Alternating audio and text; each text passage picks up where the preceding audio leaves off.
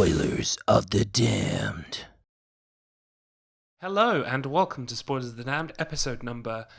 I literally just sat there before we started recording and made sure I knew which number it was. It's number 18. Yes, I was hoping you'd get it right. Well, I did eventually. We are here to talk about Frank Darabont's The Mist, an adaptation of Stephen King's novella, The Mist.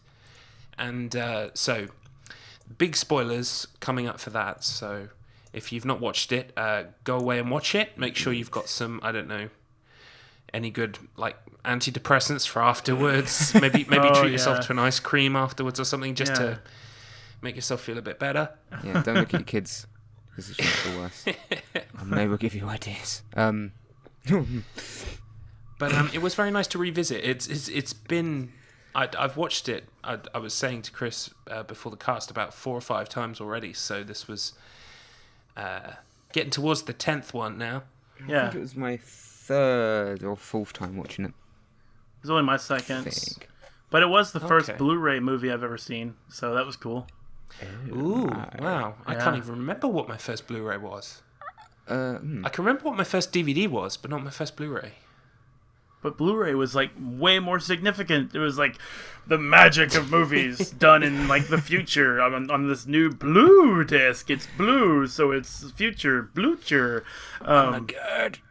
It might have been 300. Oh, it might have been 300. I actually can't remember what mine was. Maybe you've never watched a Blu-ray. Oh no! I've been living a lie. Yeah, you need to hurry up. Catch up with the rest of us. See the magic of Blu-ray. I've been doing my life. In HD, DVD. Oh my god, I've been missing out on the 60 frames per second 1080p. That's a better question. What was your first HDDDDVD movie? Good lord, I remember those. Which is to say, I have never seen one. HDDVDVDD. Oh, I never saw one of the HDDDDDD players, but I remember seeing the actual discs, like the boxes. Yeah, I've seen one in They Charity were Shop. red. Yeah, like, cooler because they're blue or we're red. Yeah, we are totally at odds. We're totally different, even though we're basically the same thing. Yeah. Yeah. Man, that's one of the things I loved about the PS3 being like built-in Blu-ray player. Like Sony owned the Blu-ray market because of that. Like they packaged their technology into the one do-it-all box that was relevant at the time. And Xbox is like, yeah, you can do it all with ours if you buy everything separately. Well, I mean, the PS2 was our first DVD player, so it's a similar thing again. Yeah, I think that. And PS3 was our first Blu-ray player, so super good marketing. And now Xboxes play Blu-rays, so the irony. Who the irony? They've been infected.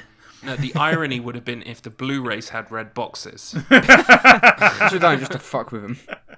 That would be awesome. Like, hey make guys, their, like, look what we did. Make like their classics collection red trimmed instead of blue. Oh man. It already annoys me when I get Blu-rays that don't have blue boxes, and I do have a few. Oh man. Or like those TV box sets where the box is like in like upside down in design, not like you can't flip it upside down because then like all the words would just be backwards instead of like matching in unison with the rest of the box sets. There's a couple of things I've seen in Reddit's Mildly Infuriating where people take pictures of that kind of stuff. So I like Reddit. It's ever so mildly infuriating, but it is definitely infuriating. Yes. It's funny because there's several subreddits on Reddit. There's Mildly Infuriating, Not Infuriating, where it's like you look at a picture that doesn't have any emotional content at all. It's like I'm not even mad at this because it's not infuriating. And so there's something else, but Reddit's a fun place to go. I'm just going to say that. It's really great. That just sounds like a way to calm down. Like, you're really angry, so you start off on the hugely infuriating, and then you slowly bring yourself down, going through the Reddits. And it's like, not infuriating. Oh, that's nice.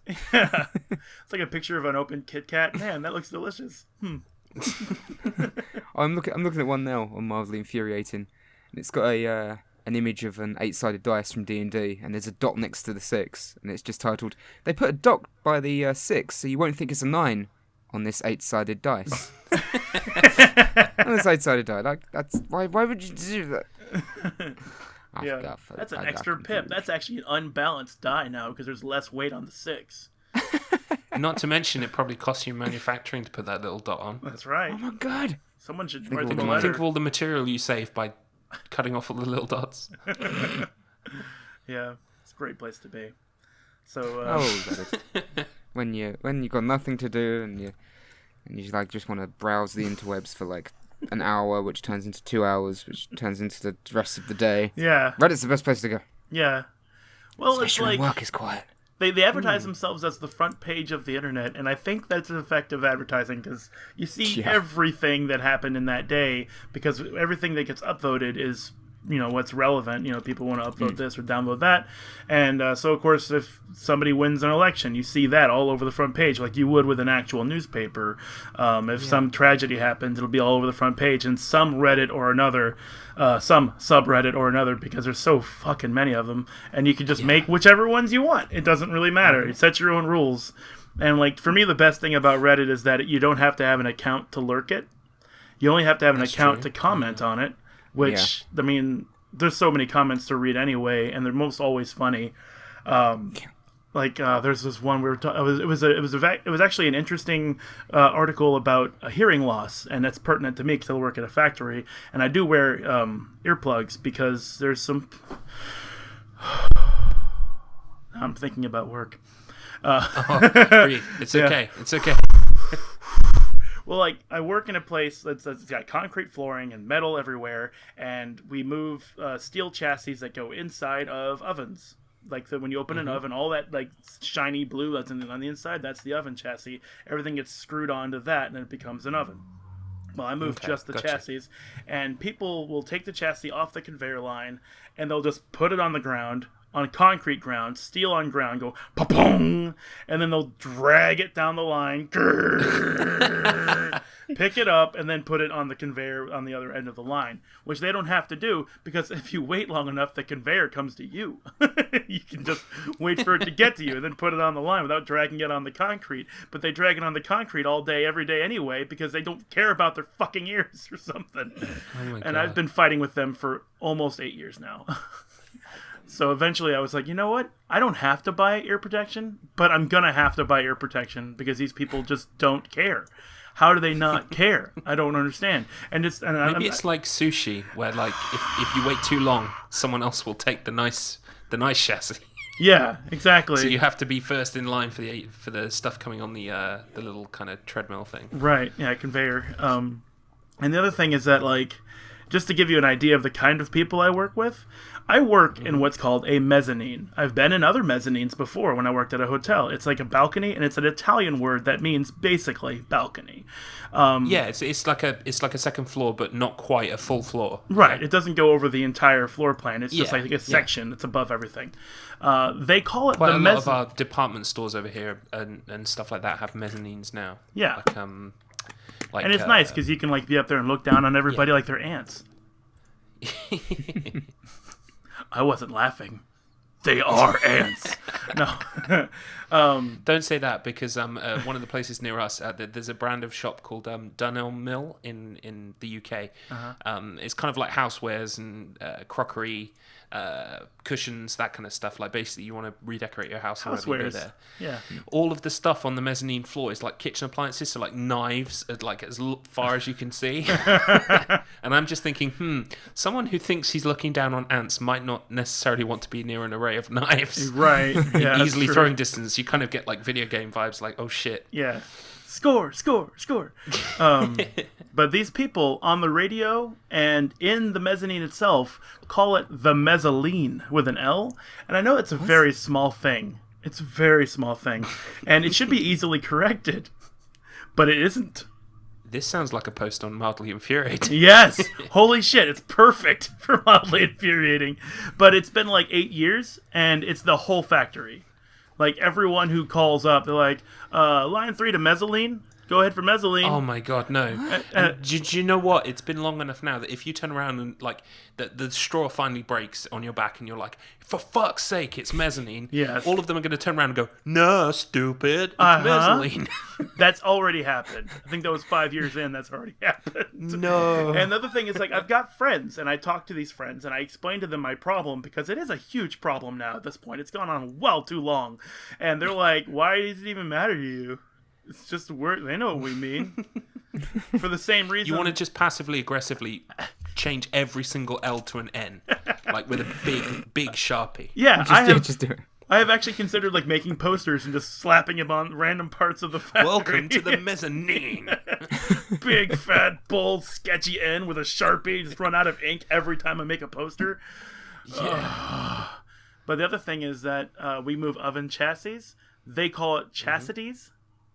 Chastity. What?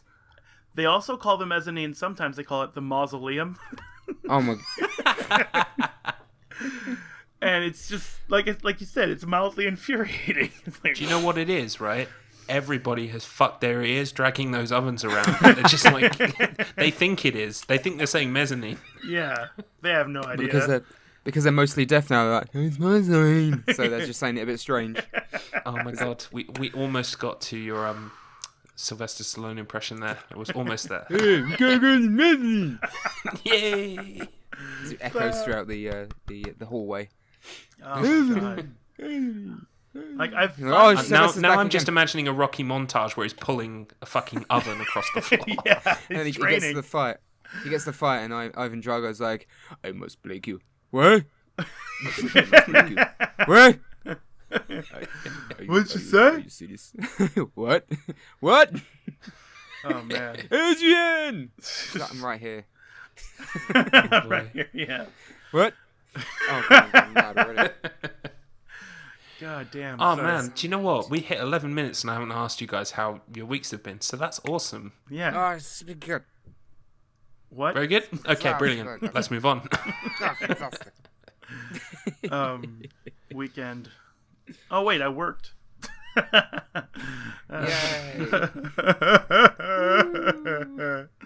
Celebrate good time. Well, you know what I've been doing, and it's kind of apt seeing as we're going to be talking about The Mist later on. I'm still persevering with the TV show, SpikeTV's The Mist, which I kind of was enjoying a lot more until I watched Frank Darabont's The Mist, and then I kind of realised, oh yeah, that is echelons above in some kind of like fantastic cloud universe where there are hundreds of thousands of miles between that and the TV show, unfortunately. Yes.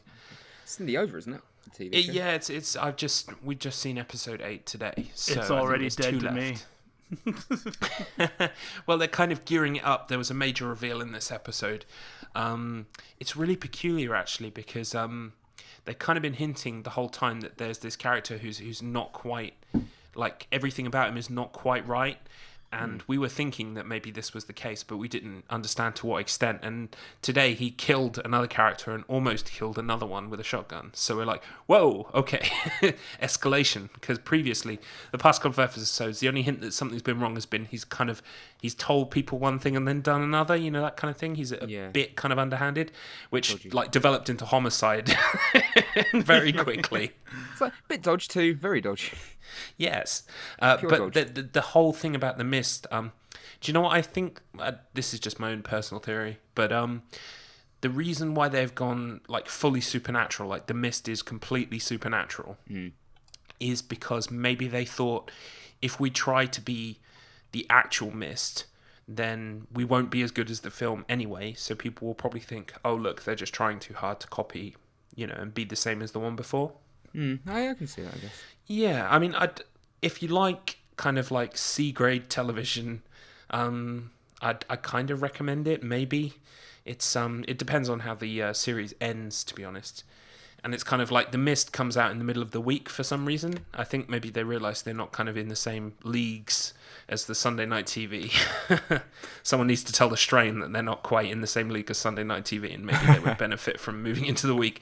But so it kind of fills that nice little gap where I because I spend most of my time on Reddit reading the TV boards, so Twin Peaks, Game of Thrones, that kind of thing, and The Strain and The Mist. I check on those occasionally, mainly just to see people bitch about the same shit that we're kind of bitching about when we watch it. Yeah, confirm. Yeah, just to find, whether it was us or not. But yeah, it depends on how it ends. But I don't know. I'd for some reason, the Dark Tower's come out and I haven't gone and seen that yet, but apparently that blows. So there's lots of Stephen King stuff getting made at the moment, but for some reason, obviously, it really kind of like, it can be a Green Mile or it could be, like the Langoliers. It's just like, exactly. There's like a really broad spectrum of quality when it comes to Stephen King adaptations. Yeah, the Langoliers is not at the top of that. The little girl? Scaring the little girl? Yeah, it's a beautiful thing. Incidentally, it's one of my favourite Stephen King stories, so yeah, they completely managed to kind of butcher that. It is I really like the concept of it. The build-up is really good, and then it's in the adaptation, that is, like, the build-up's brilliant, and then the rest of the film. This is Stephen King's modus operandi, if you will. He just kind of doesn't always stick the landing. Chris, have you read or heard The Langoliers? No. Oh, well, very basically, it's about this plane of passengers, okay?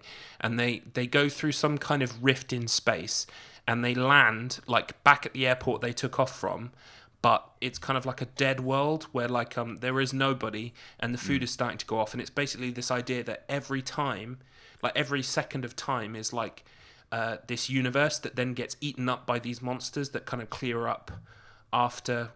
Basically, they consume the past worlds that have been inhabited, and as we move forward in time, literally, we're entering thousands and millions of different worlds. So it's a really cool idea about this kind of like these entities that basically kind of consume existence once we're done with existence. Yeah. And so you're like, whoa! And there's this little blind kid, and she's like, like almost telepathic. So she's like, we need to do this to get out of here. And they're all like, whoa, like special magic kid, as always in most Stephen King things. Oh, of course.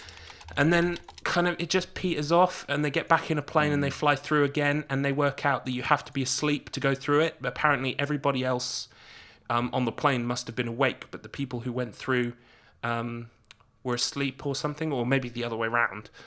So they work out they've only got enough tablets to, like, put some of them to sleep. So they all go to sleep apart from some of them who, like, die. And the plane comes back through and they're all fine. And it's just kind of like, you had this awesome premise and it's kind of, Yeah, it doesn't sound like it ends very well.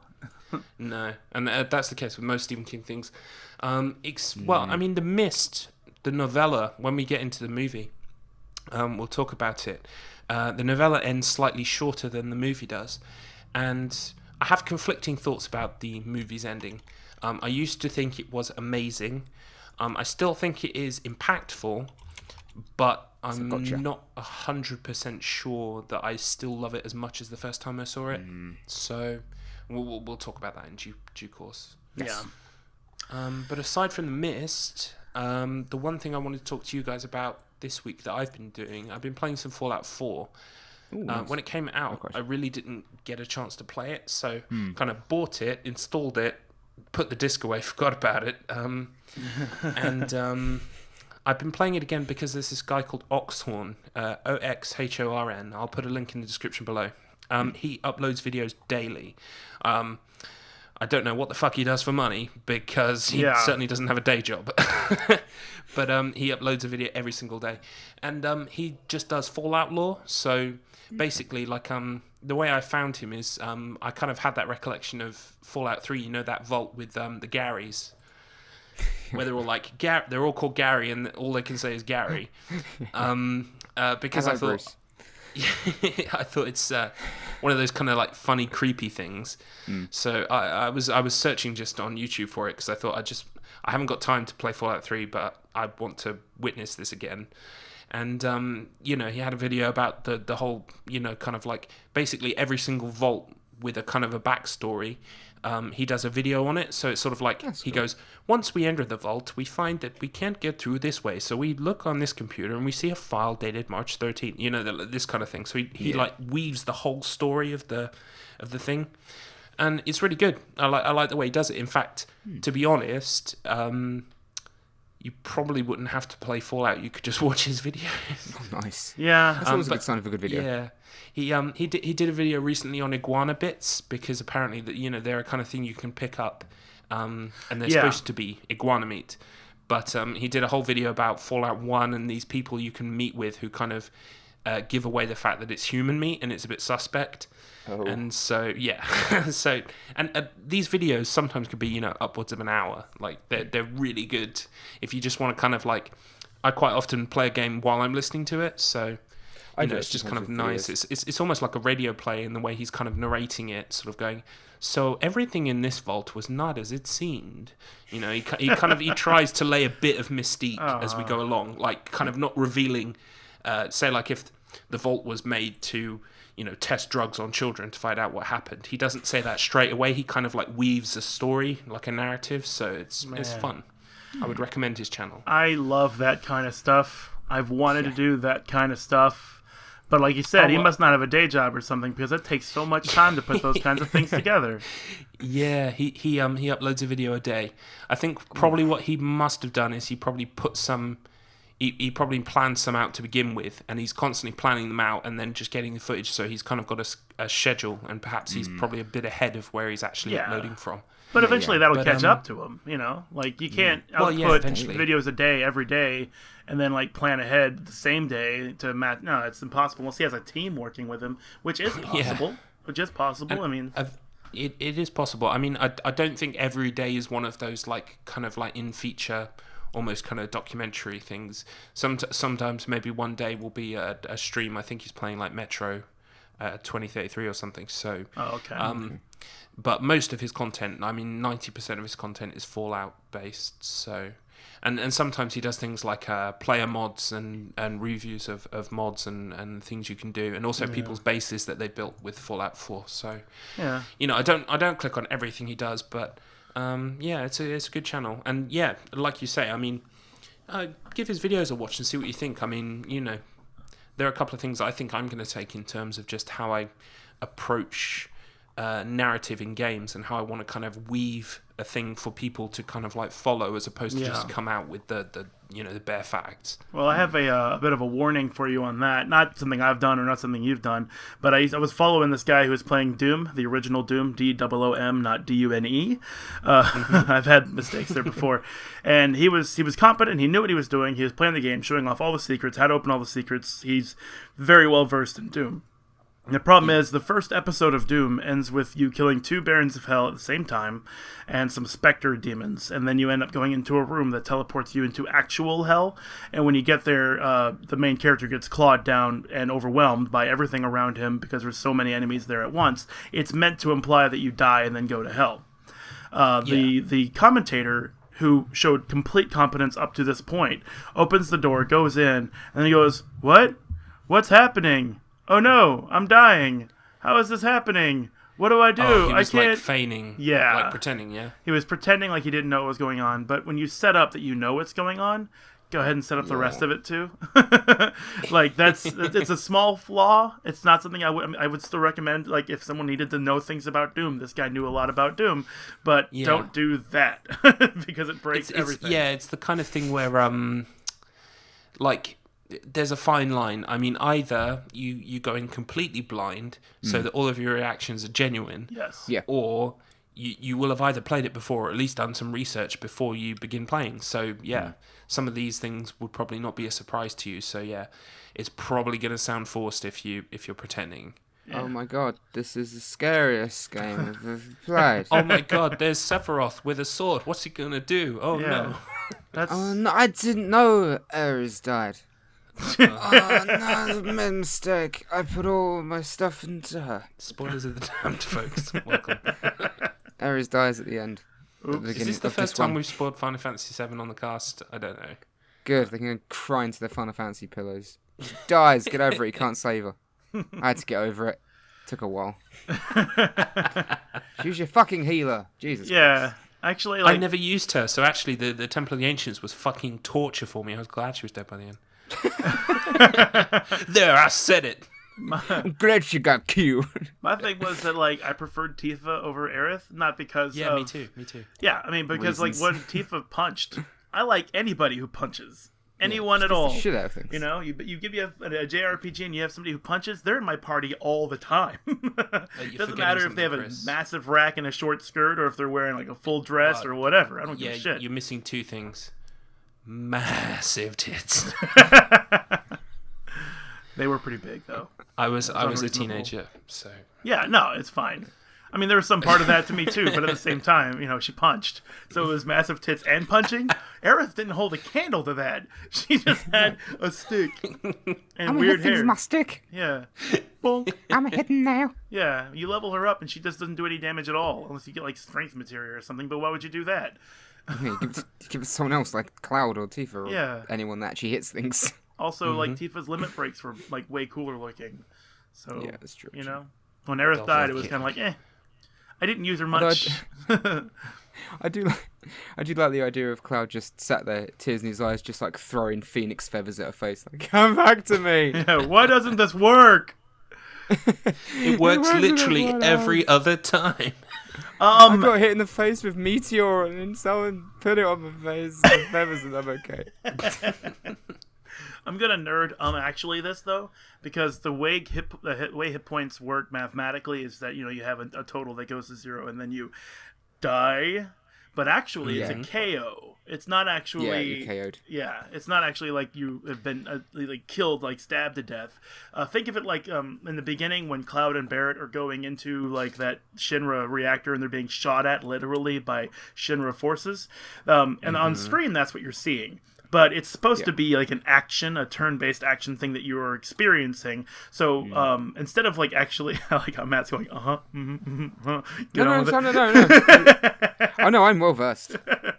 Yeah, I mean, live action role play and all that kind of stuff. So, like, imagine instead, like, there's a cover situation where Cloud's moving from cover to cover, but he's being shot at, which is causing exertion, which is where his hit points are draining, because after a little while, he's going to, you know, tire out and be KO'd, and the Phoenix down is more like a Dragon Ball Senzu beam that brings them back to full energy.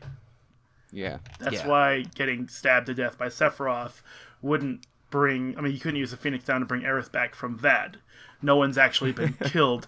Despite the fact that at the very end when you fight Sephiroth, he actually blows up the sun to such a point that the sun scorches the surface of the earth that your party happens to be standing on, and that doesn't kill you. That fucking move. That takes like 3 minutes to finish. And it goes through Jupiter, Mars. Like, how many times are you going to blow up the same fucking planets? Like, we're worrying about the meteor spell, and he's like, and he's just like, destroy planets. Yeah. Why do you need 2.5 minutes, Chris. You destroyed my Phoenix down. Doesn't work in every other instance joke in 2.5 minutes. You summoned a meteor on my joke. But no, it's funny like to consider like he can use a spell like that, and it just KOs people. But stabbing, that definitely kills him. But like dropping a meteor on top of your head, or exploding a planet in the nearby sun. Fine, just throw some feathers at it. Yeah, well, I mean, let me go ahead and counter myself. I mean, it's obviously silly. It's obviously ridiculous. You know, I mean, Japan is just they are wild with their ideas. They don't have any barrier. They don't have anything to like stop themselves for some reason. Their imagination just takes full control, and they go with everything, even if it contradicts itself. They don't care. So I'm not saying that they're like super geniuses who have obviously done like this artistic rendition of how hit points should work. I'm saying that both things are true. They are getting shot at and they are getting exhausted, but also they are getting annihilated by cosmic destruction, and that's somehow still okay. Those things contradict each other, and it's just how it is. It's just one of those things. You just have to, it's like a lot of RPGs are just inherently silly. Yes. You just have to just go, just accept it. Yeah. That is like a horror of my lifetime, because like when I was 14, I started getting into anime because Saturday morning anime came on Sci-Fi Channel, and I was like, what is this? What is going on? It's crazy. There's tits everywhere. This isn't like normal cartoons. I mean, like in Japan, tits everywhere means like. I'm not saying like they're just like topless all the time, but I mean everything is like zoomed in on skin tight clothes all the time because it's just like, hey, because the Japanese are unrestricted for some reason. They don't have any shame when it comes to this. And I'm serious. It's true. But, no, I know. Okay. Pokemon was my gateway drug, but the same way I kind of got into anime. Yeah. And then I learned about like all of the various kind of depraved lengths, sort of like anime can go to. Mm-hmm. And yeah. Yeah. Oh, yeah. I mean, it's such that, like, my fiance shared this on Facebook. It was a 26-page manga, and I'm so done with anime because it's always the same thing. But my fiance shared this, so I'm like, well, maybe there's something to it. I'll click on this. It's just 26 pages. I'm not doing anything else on Facebook. And it starts off with a man waking up in a woman's body, so you think you already know where this is going. He's going to be like, oh, toys! But what ends up happening is that the man doesn't know who he is, and he also doesn't know who the woman is. So he's trying to figure out the two sides of this situation before he starts playing with himself, which you assume he's going to eventually do. But he doesn't. Just spoiler alert, that doesn't happen in this entire little manga thing. He gets up. Good. Her sister is like, you're gonna be late for school, that kind of shit. So she, oh no, I'll be there in a minute. I'm so frustrated. Who am I? What is going on? I guess I'm a good school person because they keep saying that I should go to school and not miss my perfect attendance. So I better go there no matter what, instead of look for my actual body and try to get back. So she goes to school, and then her best friend is like, "Oh, you made it on time. I'm so surprised. Usually you're on time like by 20 minutes, but you just barely made it this time. Anyway, let's go to class. By the way, did you remember that song you were going to sing for us before the test?" And then she's like, Oh, fuck. "Yeah, I don't sing songs." What? You're being so silly, Hadako-chan, or whatever the hell her name was. You always sing before the tests. And she's like, well, I guess I'm going to have to give it a shot because I don't want to let down my friends and this person's life, so I better do everything they tell me I have to do. So she gets up, and fortunately her body remembers how to sing the song. It's like, oh, okay, that's whatever. They said that passed. And of course, now it's gym time and locker room time, and Hadako-chan with the man in her body is like, oh god, I have to cover my eyes. I can't look at all these things. And then it goes from there to some other thing in school. I don't remember the whole thing, but school eventually ends. And now Hadako-chan, I'm going to keep calling her that, is like, okay, now I'm going to go look for my body full time. I'm done with school. And on the way out, someone says, oh, are you going to go see him again? Fuck. And Hadako-chan's like, who? The guy at the hospital. Okay, yeah, I guess I am. So they go to the hospital, and she sees him, and that's when she realizes that that man is him in her body. Okay. So it's like, he's dying in a hospital bed, and like his last moments, somehow he like sent his spirit out to possess a high school girl, and like now he's living through her life in his last moments. So when Hadako-chan like turns to leave, the doctors are rushing into that room because vitals are going haywire and things are going crazy and all that kind of stuff. And Hadako wakes up in her room, and she's like back to her normal self. So she's like, oh, did I miss a whole day? What happened? Blah, blah, blah, blah. Thinking, oh, wait, that guy was my friend. I remember we were friends, and we used to grow up together. We were so close, and I gotta go see him. Did he die yesterday? And she runs out of the house, like ignores school, goes back to the hospital, goes to see the guy. The guy's not there, and the receptionist is like, you must have heard that. Well, and you think, oh no, he died. That's so sad. But no, he's alive. He's alive right next to her right now. Like, hi, Hadako-chan. Sorry I borrowed some of your energy in my final moments, but I guess I borrowed too much because it cured my illness. The end. What? It's like, what? Anime. It makes me think of like fucking Death Note with everyone's like death date above their head, like how many hours they've got left. Yeah. Like, she must have a significant decrease. Yes, it's like, oh, thanks for that. I mean, you've probably got, what, 10 minutes to live? Bye. Yeah. He runs away, jogs gleefully. I've just sent you guys a link in the Skype chat to a Google image search for an anime that I got roped into watching at one point, which kind of sums up everything I think everything kind of like stupid about anime. It's called Midori Days. It's this guy who basically wakes up with a girlfriend on his right hand. What? Oh, is that a metaphor? She's tiny. No, it is not a metaphor. It is literally wakes up with this kind of little girl on the end of his arm. And so no hand, the whole but thing a little is girl instead? he knits her like a little t-shirt or something. Yeah, like she's naked at first. You know, it's all of this kind of like, it's a romantic comedy. Yeah, of course. I'd loosely use the words comedy. Yeah, no, I used to watch a lot of anime because I had an ex-girlfriend who was big into anime, and it took a while afterwards for me to actually want to watch any like legitimately good anime. Yeah. Because I mean, you can just get destroyed. we watched all of this shite. Yeah. Oh man. Yeah. That's really weird. Yeah, I'll be clicking on that later so- though. I don't want to get sickened right now. Look. Cool, I mean, oh, little girl land. Yep. You Hey, know that there's Jamie some Chan. you know that there's just some really creepy fan fiction out there. Oh yeah, absolutely. Yeah, Terrible absolutely. stuff. Dude, we know that, like, you know, there are... Basically, when I was like 16, 17 years old, I was watching these things on TV which were kind of like, you know, like documentaries about shocking films and stuff, because I was a bit of an edgelord, and I thought, you know, like, I'm into Silent Hill and horror, so I must be into, like, you know, like obscure, kind of like extreme cinema and all this kind of stuff, right? Yeah. And Yeah. yeah, so I came across like all of the kind of like the infamous movies, and one of them was Urotsukidoji, aka Legend of the Overfiend. I don't know if you guys have ever had the pleasure of seeing that film. Maybe I should pick it. Maybe I should pick it for the podcast. Geofiend. boy. I have. No, I'm not going to do that. Oh, I've heard of it. It's it is hentai in all forms of the word. Yes, I know of that one. Yeah, so Yeah, don't. basically the plot is incoherent. Yeah, it's don't ever watch that movie.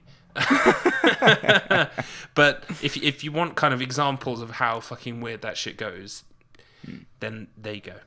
There you go. Yeah. Bookmark. I know. It's of all that one. blended I've never into watched one it. moment. Just watch it and you get everything. It's so fucking weird. Well, aside from the fact that it's got fucking tentacle rape in it, right? Which is obviously not, you know, incredibly savory. No. They've also got this shit like there are magical beings, and like there's this magical being that's evil called the Overfiend that's going to be born through like this ordinary couple. So there's all this kind of like weird prophetic shit going on. And then like the second one, it's like Hitler's behind it and like fucking Nazis. Yeah. What the fuck? Like Helsing, but not as good. And with lots more tits in it. But Yeah, and more tentacles. Of course. it's They love drawing I feel circles like over some of there. these You know that? things are Its genre is erotic horror. Oh. Yeah, erotic Oh, horror. my. What kind of eroticism? It's a bit of it. It's a slog to get through. It's Yeah, that is. You can only watch it 10 minutes at a time, then you gotta cool down. yeah. Hot! God. All Oh, those Hitler scenes, man. next episode. Okay, no. It's genre. Oh, sorry. The full genre listing is horror, action, paranormal, erotic, science fiction. That's what I mean. It's like, and it seems that they. See, the problem is, right, okay, never watch these things for the fucking plot, but if you try to watch it for the fucking plot, okay, you're like sat there going, who is this? Why are they there? What does this mean? Like, through the whole thing. And also, The sex is the only thing that makes sense. Yeah. but also, it's like, who is this made for? Well, Yeah. yeah, I mean, 'Cause most it's like- people... If there's plot know. to it, and there's like moments of you know, exposition and stuff like, if it was just sex, then at least you could say, oh, it's for, you know, people that are into that stuff. Instead, it's like, is it for those people like, I like porn, but I like a plot to go with. Like, I want to know how that handyman Well, makes a living. The only people no, I can believe it's for are the people who not only want to see people like get fucked, but get fucked to death and blow up into pieces. So it's going for that. It's a bit corner of a the niche, market. Yeah. but if, yeah, I want to make you explode. Oh, that's really romantic. No, I really No, want to make you really. explode. Yeah.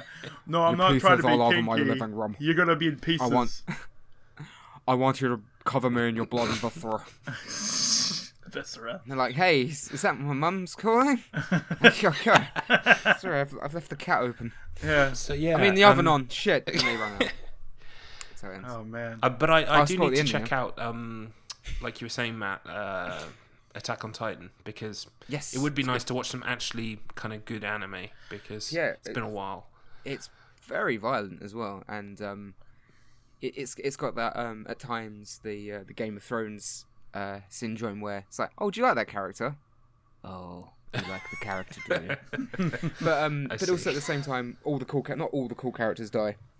In fact, one of them, without saying who it is or spoiling anything, in the finale, something happens to him, and I thought he was dead, and he comes back, does something incredibly badass, and you realise he's only got one arm left.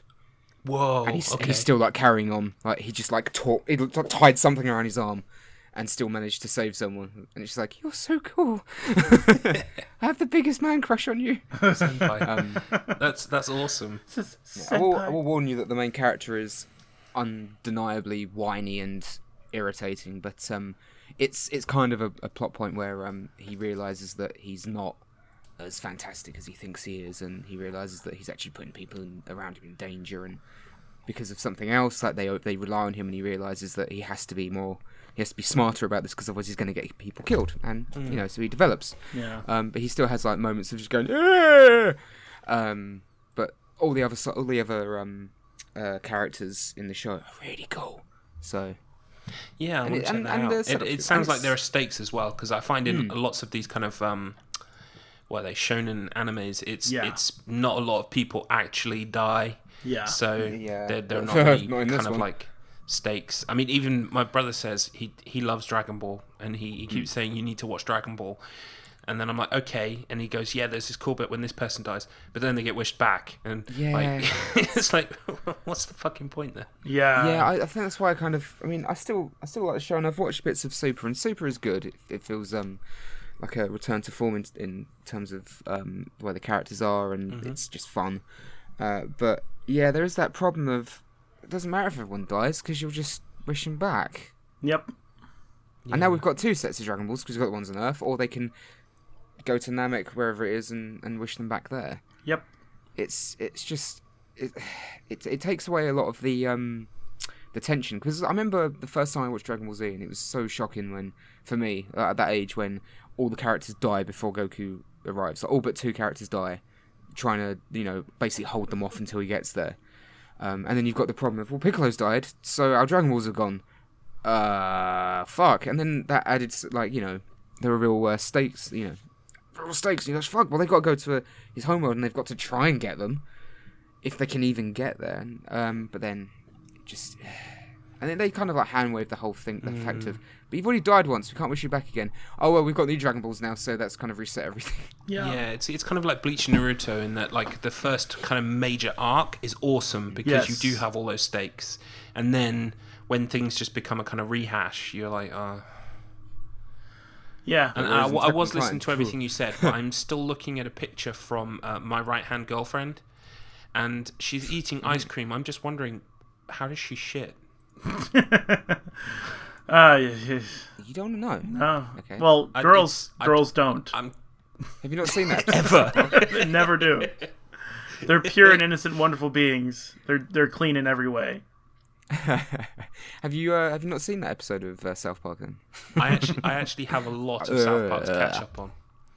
I watched like the first 2 seasons when it was on TV, when I wasn't supposed to watch it because I was like 10. Yeah. And I've seen a couple of episodes here and there, like the Guitar Hero one, because someone said, "Oh, because I play a lot of Guitar Hero. Basically, you should watch that episode because it's you." It is a good one. That is undeniable. That is a good episode. The guy in that episode, you know, the guy who like plays acoustic. He's like so cool. Yeah. Someone said, "That's you. You have to watch this video." So I did. I'm planning to catch up on South Park, because as far as I'm aware, people say that generally the quality is never really kind of like massively dipped. It's been good all the way through. Yeah, it's been a lot of fun. Every time I see it, a friend of mine, he watches them all the time because he likes watching TV. I like to play video games, but sometimes I go over there and I share some of the South Park, and it's always some sort of like alarmingly accurate social commentary, but also like completely bizarre humor, and it's been fun every single time I see something from South Park. Yeah, no, yeah, I agree. I've been meaning to. I've missed the last couple of seasons, but I still go back like occasionally and watch like some of the older stuff, and it still makes me laugh. So you know, that's as good a thing as anything. Like there's one where it's like a soapbox derby where they make like these little cars that roll by themselves, and I think Stan's dad wanted his son to win, of course, so he goes and steals like a Hydron Super Collider or something like that, but he does it while dressed as Princess Leia. And the news reports that Princess Leia stole the Hydron Super Collider. And they can't find this Princess of Alderaan anywhere. If you see her, call the police. So Stan gets away with it scot-free, or Stan's dad gets away with it scot-free because he dressed up as Princess Leia the whole time. It has a really good payoff as well. That's Randy Marsh, right? Because I hear a lot about his character being kind of the funniest. Is amazing now. He used to just be just a punchline, but now he's like driving some of the comedy pretty hard. So, but going back to anime, something I've been holding on to for a bit. We already recognize that there are good anime. I'm not trying to convince you all of this, but do either of you, not any, do either of you, there's so many of you, do either of you know... And the voice is talking again. A man named Satoshi Kon. Do you know him at all? Satoshi Kon. Kon. No, okay. He did Perfect Blue. He did Paranoia Agent. Oh, Paprika. I've seen Paprika. I love Paprika. Millennium actress, something like that. Tokyo Godfathers. Like a string of movies. Movies, which are... I don't have to tell you guys, but anime movies are really much better than the TV shows they keep making, because they usually end up with a point of some kind. This guy was genius as far as anime goes. He put together some supernatural stuff that sometimes doesn't make sense. But hey, Japan, what are you going to do? I am going to blame their whole country for their storytelling. Because like everything that I've ever seen anime-wise always has that weird twist. I mean, we can talk about Silent Hill. Okay, how did Alessa like spring forth her good side? Her morally good side into a baby form and leave it in a cemetery when she, you know what I'm saying? Things are always just kind of weird. Witch magic. Yeah, why not? You know, you just have to accept it and enjoy the rest of the story. That man is worth watching everything. Everything he's ever done is worth checking out. And it's a shame that he died of pancreatic cancer a couple years ago, so he can't make any more anime.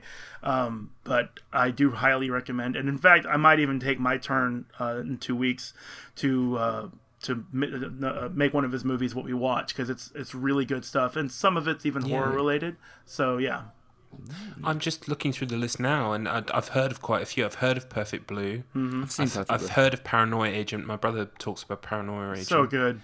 And I've seen Paprika. I mean, basically, I've not seen Inception, but Paprika is basically the complete blueprint for Inception. So much of it borrows from that imagery. The Everything Under the Sun parade that they had, where it's like the doctor just jumps out of a window into this gigantic fuck-all parade that came out of nowhere, and it's just all sizes, all shapes, all matter, all nouns, all verbs. Everything is represented in that parade. It's crazy. Yeah. Nice. Oh yeah, I'm looking up, you were saying about Paprika being very similar to Inception. It says here there was a live-action adaptation to be directed by Wolfgang Petersen. Was in development in 2010, but because of Inception and the fact that it had a very similar premise, they just essentially dropped it. Well, which is a shame. It's a shame. You know, but Paprika is still worth watching, and it's I've got it on Blu-ray. It's beautiful on Blu-ray. Just the animation is perfect. I've seen Perfect Blue, but I haven't seen Paprika. See, Perfect Blue has one of those weird, like, magic twists as well, but at the same time, like, the rest of the movie is so good, you just kind of overlook it. It's fun. Yeah, and because it's just so psychological and messed up, you just kind of accept it. Yeah, like, that's fine. It's not going against the grain as far as its theme goes, so it still works. Yeah. I really like it, and it's cool that you watched it, but I think I might actually choose that for one of my movies later on. But sure. I mean, it's been ages since I've seen it. Yeah, I used to watch it like daily. I was also into J-pop when I was earlier, and I liked that song at the beginning, so I watch it for that mostly. Right. But also the animation style was so much more real than like the high spiked hair, the huge eyeballs and the tiny mouth and all that kind of stuff. The cartoon animation in all of Satoshi Kon's films represent what look more like real Japanese people to me. Yeah. Anyway, I wanted to mention... I really liked the cop in Paprika. I don't really have anything to add. I just... Because he was having that kind of like recurring dream where he's like chasing after people and falling through doors into doors. The imagery was just beautiful. Yes.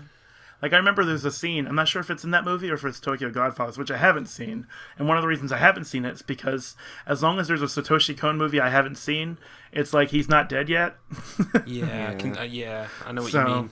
But there's a scene where like this Polaroid flies through the wind. It's like trash or whatever. It's like being moved by the wind, and it moves in front of the camera frame, and that's how it transitions from one scene to another. And it's like really, really cool looking. I saw it in a YouTube channel called Every Frame a Painting, where they talk about like utilizing actual camera space to tell stories without using dialogue and that kind of stuff. And that was one of the things that they'd mentioned. But yeah, I definitely wanted to mention Satoshi Kon while we were trashing anime earlier, because it'd be a real shame. It'd be a real shame if people missed out of it. You know, the good stuff. There is a lot of good stuff. That's the thing I is, always say. There is a lot of good stuff. But you know, it's like I suppose it's like a lot of things. It's like, you know, we cover like, you know, horror a lot, but you look at the horror genre as well. There's a lot of good stuff, but there is so much dreck. Yes. So much generic crap as well. There is so much galaxy terror. There is so much warm sex. Oh god. Just really boring and just average. Like, I've seen this. I mean, that's not to say that everything has to always be different. I mean, this week I watched yesterday actually I watched Life with my girlfriend, because I stayed at hers for a week, and we decided, because I hadn't seen it and I really wanted to see it at the cinema and I missed it.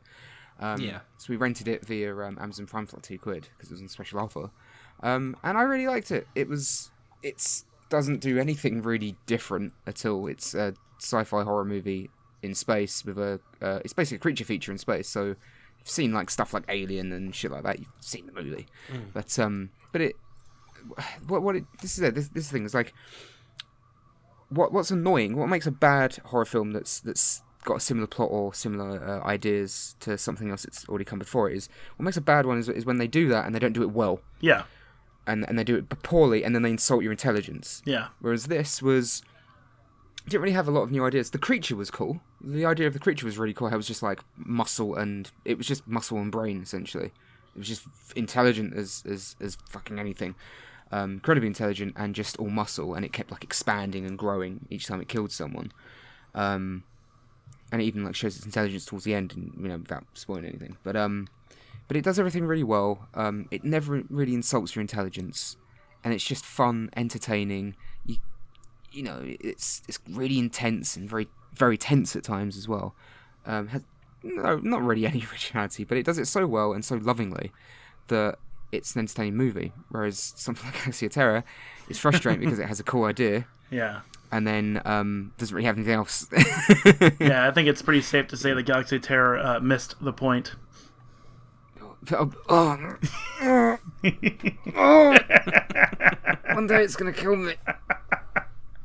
My left arm has gone all tingly, and I've got a strange taste in it. Well, just in case anyone's still foggy on the point, I am transitioning to the mist.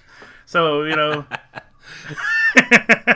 Hey, no, that's the fog, not the mist. They're different movies. It's a different kind of vapor. It's different vapor, different monsters. One is pirate ghosts, one is extra-dimensional creatures. Yeah, and you definitely don't want the supernatural kind. Trust me. Yeah. One has pirate ghosts, the one has terrifying, horrible monstrosities from the Dark Tower series. Supposedly. Well, yeah, they're kind of basically there are creatures that live in kind of like a in between worlds. It's kind of like they call it what's the word? Fuck. In between. Yeah, no. It's the they in have a special between. name It's for the upside down. You beat me to it. They have a super special name for it, and I can't remember I can't believe I can't remember that. I'm gonna find out. Oh, it's called Todash. That's it, Todash. What? No, forget that. Yeah. The Mist. We're gonna talk about the Mist now. What? Todash space is basically the spaces Todash between universes where kind of dark, fucking horrific. Like, if you imagine the kind of Lovecraftian kind of infinite horror, so horrific your brain can't comprehend it and you melt. That kind of thing. Yay. Yeah, so, they could be creatures from that, to be honest. Well, apparently, there's one creature in particular in the Mist that's mentioned in one of the Dark Tower novels. Ooh, okay. Which is really cool. But I'm looking forward to you saying that, because I'm not aware of any kind of, like, the only lore I thought the movie had in terms of relation to the Dark Tower series was the painting at the beginning.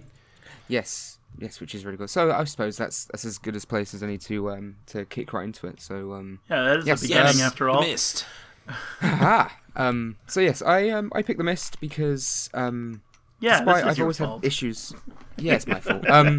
Again, but this is a good movie. Yes, it is. This is supposed to make you depressed at the end, whereas Hex Terror just makes you depressed because you watched it. I saw this. I didn't see it when it came out. I think most people didn't really see it when it came out. It did make its money back and then some. I know it cost about 18 million, and it got just under 60 million at the box office, which isn't bad. But I don't even know if it was released at the cinema in the UK. I don't even think it was. Yeah, I never saw it at the cinema for sure. I mean, I first heard about it online because it came back it's like 10 years old nearly. In November, actually, it's 10 years old. So I heard about it online. Unfortunately, the only thing people banged on about was, oh, the ending's so good, the ending's so good, the ending's so good.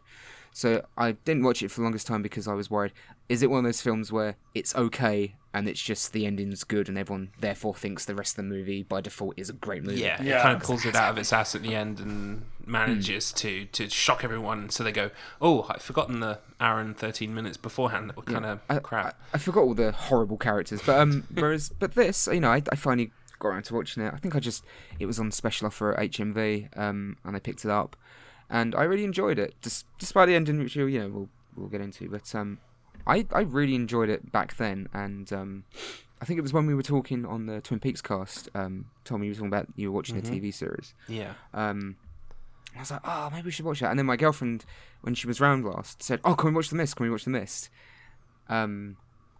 So I thought, well, fuck it, why not? Let's just watch The Mist. So I thought, I'll pick it for this, and it makes perfect sense. Yeah, I liked it back in the day, and I think I liked it more the second time watching it.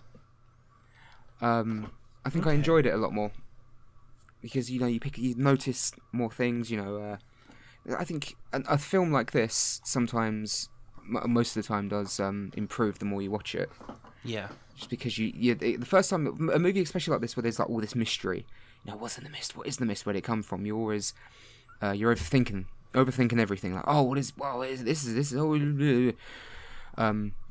So you can start focusing on the characters, and it's all paced really well. It's shot. I think it's like shot by people that were on that worked on like TV shows. It is very TV style movie. In terms of the production. Definitely. Yeah, and there's not a lot of music, and if there is any, it's kind of just ambience, and it's it's just there to sprinkled in occasionally. The TV thing especially, because watching this is really fun if you're a fan of the Walking Dead TV show, because yes, Frank Darabont helmed the first season of that, basically got that show made. And for all the good it did him, because he eventually got ejected from the job as showrunner, which is unfortunate. He had some really good plans for season 2. He had some really cool plans. Yeah, and season 2 would have added another person from this film in it, which was the guy who plays the military guy who gets knifed. Yes, that's what I was actually going to bring me and up. Chris were talking about. He's the guy who also was the likeness of somebody Starkiller in The Force Unleashed. I think he's just called Starkiller. Oh, okay. Yeah, I think it's just Cool. Starkiller. Yeah. Yeah, Starkiller because it's cool. Yeah, I kill stars, yo, man. Why's my name Starkiller? But can you imagine? I like the idea of that conversation with Darth Vader and his apprentice. Like, Master, why have you called me Starkiller? Because it's cool. Actually, he's called badass. Starkiller because he can pull a Star Destroyer from space onto a planet. Which no one else can do, apparently. He's really strong with the Force. Like, this guy's terrifying, man. Yeah, you do that like in The Force Awakens because it's awful. It's an awful sequence, but it's supposed to be super cool. You look at the Star Destroyer as it's coming down to or not coming down, but it's like in space for some reason. And it's visible, but you can look at it and press L1 and R1, and then you like drag it towards the Earth or the planet you're on and crash it. And it's like, wow, how cool is that? But it's just like, it's so annoying because you're like, okay, I'm holding the buttons. Nothing's happening. Do I move the analog sticks? Oh, yeah, I move the analog sticks. It's resisting, so I'm just trying to... and like 10 minutes later, why isn't it on? Am I doing this right? What am I supposed to do?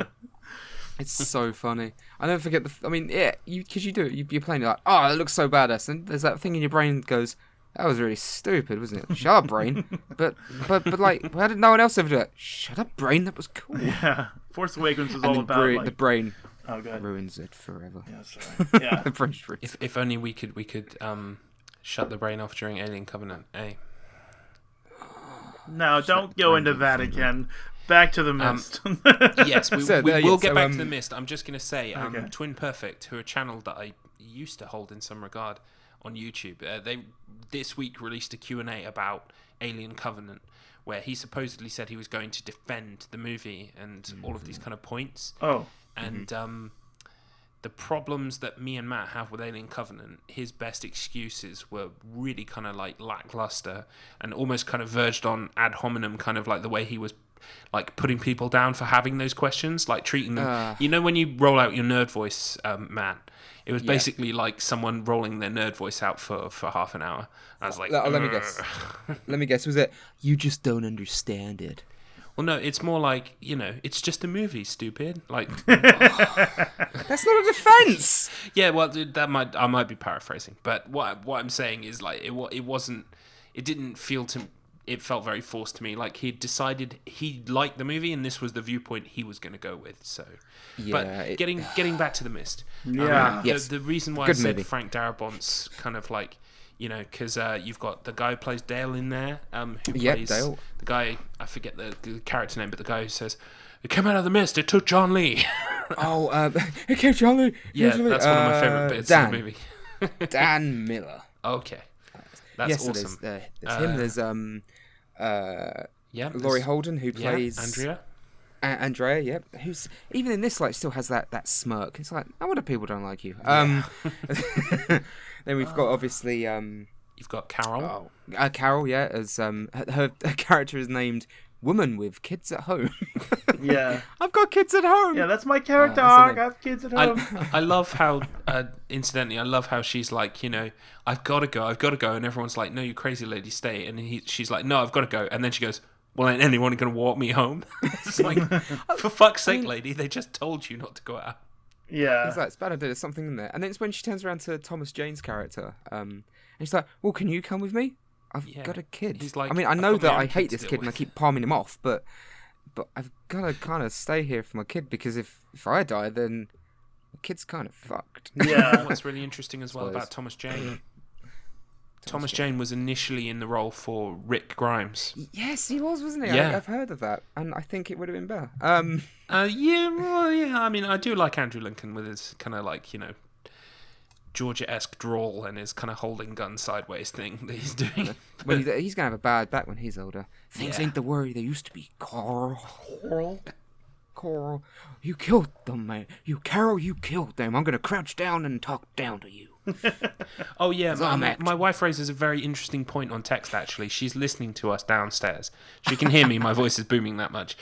She says that the guy, I'm going to call her Carol for fuck's sake. I don't know the character's name.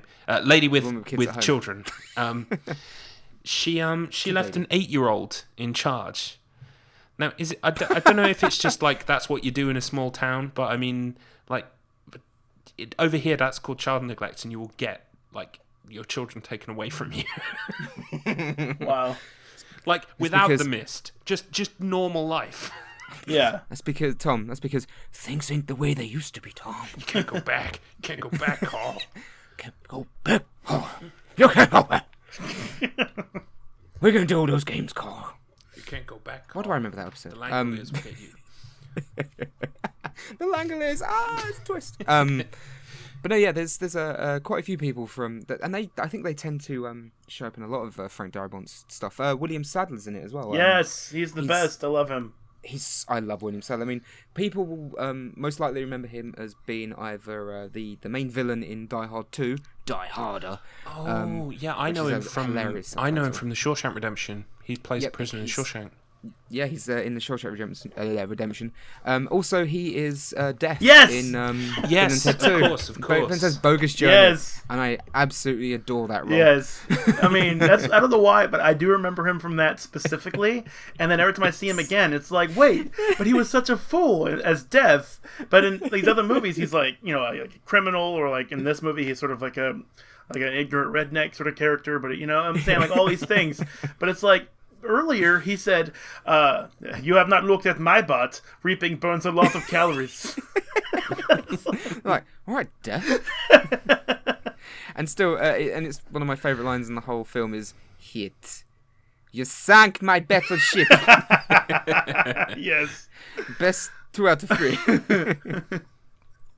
Oh my god. But classic. But no, yeah, there are a lot of actors that crop up in this that have been in some of Frank Darabont's earlier work. There's nothing wrong with that, Some directors just have, actors that they prefer using, and a lot of them are all the ones in it are good character actors. So, and I think in a film like this, you don't need this film. I think would be hampered if they had like a Brad Pitt, or a Johnny Depp, or like someone who's a big, huge blockbuster star. I mean, I've always been a massive fan of Thomas Shannon. I think he's really good. Yes, he's really solid in everything he's in. But if you had one of these big, huge Hollywood stars, I think it would detract a bit. Whereas because they're one of those kind of actors, and it's all character actors, it makes everyone feel real and more grounded, and you end up caring about them. Yeah, Instead of going, it's Johnny Depp, he'll be fine. It totally does, and I think that's because, like, apart from metatextually, it's kind of like a callback to the B movies of old. There's sort of like creature features of the 50s and 60s. So, kind of in that way, to cast characters that were A-list would be just kind of, it would do the movie a disservice on that front, as well as believability and kind of, like human quality. Yeah, I mean, it's essentially like when you really boil it down, like you just said, it's like a B movie that got an $18 million budget. Sorry. Yeah, the only thing that's so different if it came out in the 50s. Sorry, Chris just made the same joke he made before the podcast. I said something in pounds, and he was like, "Damn, that's heavy." Yeah, you said like it's a 40-pound headset or something like that. That's a heavy headset. Holy shit. Crushing my neck. Oh yeah, it was Beats. It was good Beats. on Frank, man. I was saying Frank Beats are way too expensive in pounds. Hell of a director with all that weight on top of his head. But yeah, I mean, and you again, the mention of the B movie. He originally wanted it to be released in black and white. Yes, in fact, I think I really wanted to watch it in black and white this time, but I couldn't get the DVD out of the the Blu-ray out of this storage, so I streamed it in the end. But I wish I had watched it in black and white, and I probably will next time I watch it. I do think it would help the effects. Yes, I think there's something to be said for that. I mean, there are some later on in the movie. There are some more the close-ups. There have actually got like animatronics and actual like in-camera effects, but some of the CGI, like, even for its time, looks particularly. But we're getting so really good movie. Solid performances, really good. Well, it's Frank Darabont, so you know exactly what to expect. But we should probably get into the actual plot, which is really very, very simplistic in all the right ways. I will also say, as a resident Stephen King fan, it's fairly close to the novella. It's fairly close. It really is. It's really close, isn't it? All besides the ending. Besides the ending, and pretty much the guy that Stephen King is kind of writing first person in The Mist ends up cheating on his wife pretty quickly. Thomas Jane doesn't cheat on his wife. That's one of the major differences. You know, I think he was kind of trying to make this whole, you know, when humanity is screwed and you think you're all going to die in the next minute, you kind of grab onto any kind of moment you can, you know. Okay. Whereas the film does a better job of that because humanity, like, people would go a little bit crazy, and they do because it happens. But this does it in such a. I think that's one of my favourite things about the film is the gradual decline of sanity. Yeah. Whereas there's the religious zealot, Mrs. Carmody. Mrs. Carmody. Yeah. And she's going on, and people are like, "Oh, shut up! You're not helping." But then more and more people, because unfortunately she's unfortunately right a couple of times. Yeah, wrong clock is twice. On her side. Right twice a day. And it's a gradual thing. And I know this is skipping ahead, but one of my favourite moments is Thomas Jane comes back. And he passes out. Yes. He's been running around like an absolute lunatic because he's a hero. He wants to help people. He's logical. I don't think he's really. Logical. They show that he hasn't really slept either since the whole thing started. So, and he passes out. And when he wakes up, everyone but maybe 8 of them has gone full crazy. Yeah. And he's just, how long was I out for? Holy shit, balls. We should probably leave. Yeah. But anyway, so yeah, plot's very simple, but in all right ways. I think it starts with It starts with him. He's painting, isn't yes, he? he's painting the gunslinger. From Dark Tower, and there's a really, if you look in the background, there's a lot of work by Drew Struzan. Who's done lots and lots of movie posters, like really beautifully illustrated. He did The Thing. That's what that was. I remember seeing that. I recognise the Thing one in the background. It's on the wall. Yeah, I'm sure Drew Struzan did like the Star Wars and Indiana Jones posters, like these really iconic hand-drawn posters that I absolutely love, which are apparently coming back into fashion, which is really good. But it opens with obviously all the really cool little not like callbacks to like The Thing, and apparently the poster from Pan's Labyrinth is there as well. Okay. Which I missed, but opens with that, and it's a thunderstorm. You. I haven't the foggiest. I don't think I'm gonna make it. Oh god, I'm getting sick. King of Segways branches out into stand-up comedy. And incidentally, you say that, and a giant tree falls through the window. Yeah. Trying to find a thunderstorm. Which leaves a huge hole in the wall, which surprisingly does sort of come back at the end of the movie. It's a huge thunderstorm, really strangely violent. I think Thomas Jane's character is called David Drayton. Drayton, his wife and kids.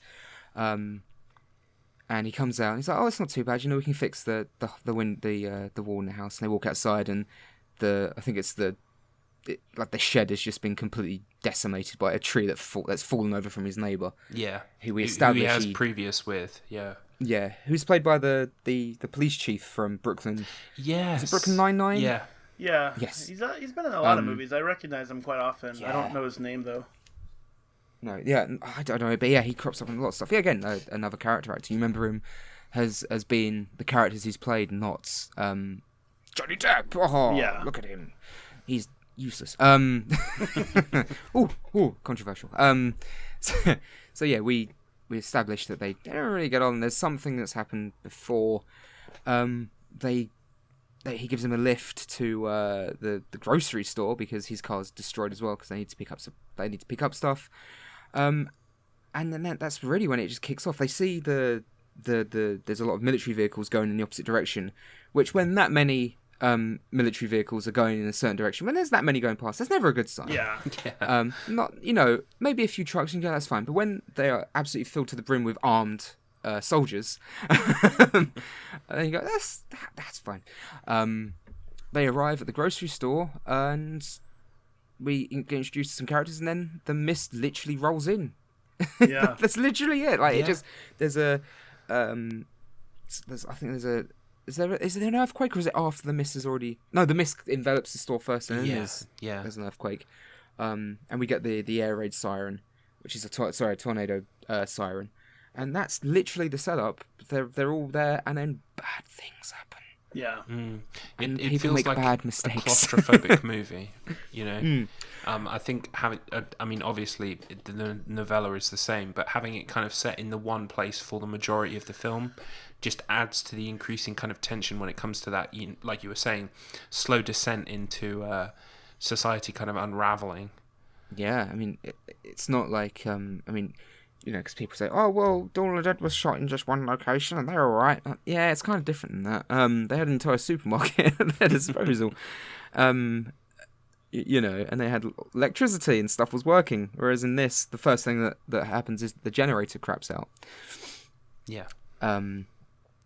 So yeah, it's such a simple setup, and I like the fact that it doesn't really insult your intelligence at all. It just gets straight into it. Here's the characters. Here we are. This person. Boom! It started. Oh, big, huge, fucking earthquake. The store's shaking. Dale from The Walking Dead comes, semi-running, jogging, saying something in the mist. Yeah. It got. Who's it? John Lee. It took got John Lee. Not John Lee. Yeah. Poor he's John my Lee. favourite character. Poor John Lee. What the hell got John Lee? He runs in and starts screaming that they have to close the doors. Which is logical. Yeah, I always like that one shot of the siren starts and the mist starts to just envelop the town in Maine. Obviously, it's in Maine. Mm-hmm. And there's that one guy who's like, of course, it's in Maine. He's like, I gotta get to my car, and then just stands there and just stares at it as he just gets like swallowed by the mist. I wanted to know if he got away. I don't think he did. probably. Yeah, but strangely enough, the woman with the buzz haircut, she goes out after that, and she's okay. See, that's one of the reasons I've got a problem with the ending, but we're gonna get to that. But sure. Yeah, so our characters are here. They're okay. They're all trying to keep calm because they just think it's some kind of natural disaster. So just remain calm. Just everyone stay where you are. Don't go outside because just wait for the authorities to arrive. And I can't remember, but I think it's his kids getting a bit freaked. And he's like, oh, he's cold. We'll go and get him a blanket. So he goes. I don't think he even walks into the storeroom to get a blanket because someone else goes to get one for him. And Tom Strange just walks. I think he says there is something out back, like furniture padding or something like that. So. Oh yes, that's right. And so he does go out for that. He walks in. He walks in there. I think he turns the generator on, doesn't he? It's already on. He turns it off because right. it's backing up. So there's something kind of blocking the exhaust port. Yeah, and there's a bad smell coming from it as well. Yeah. And then he hears lots of banging, very loud crashing and banging on the the shutter on the opposite side. And I've always loved the way he runs back.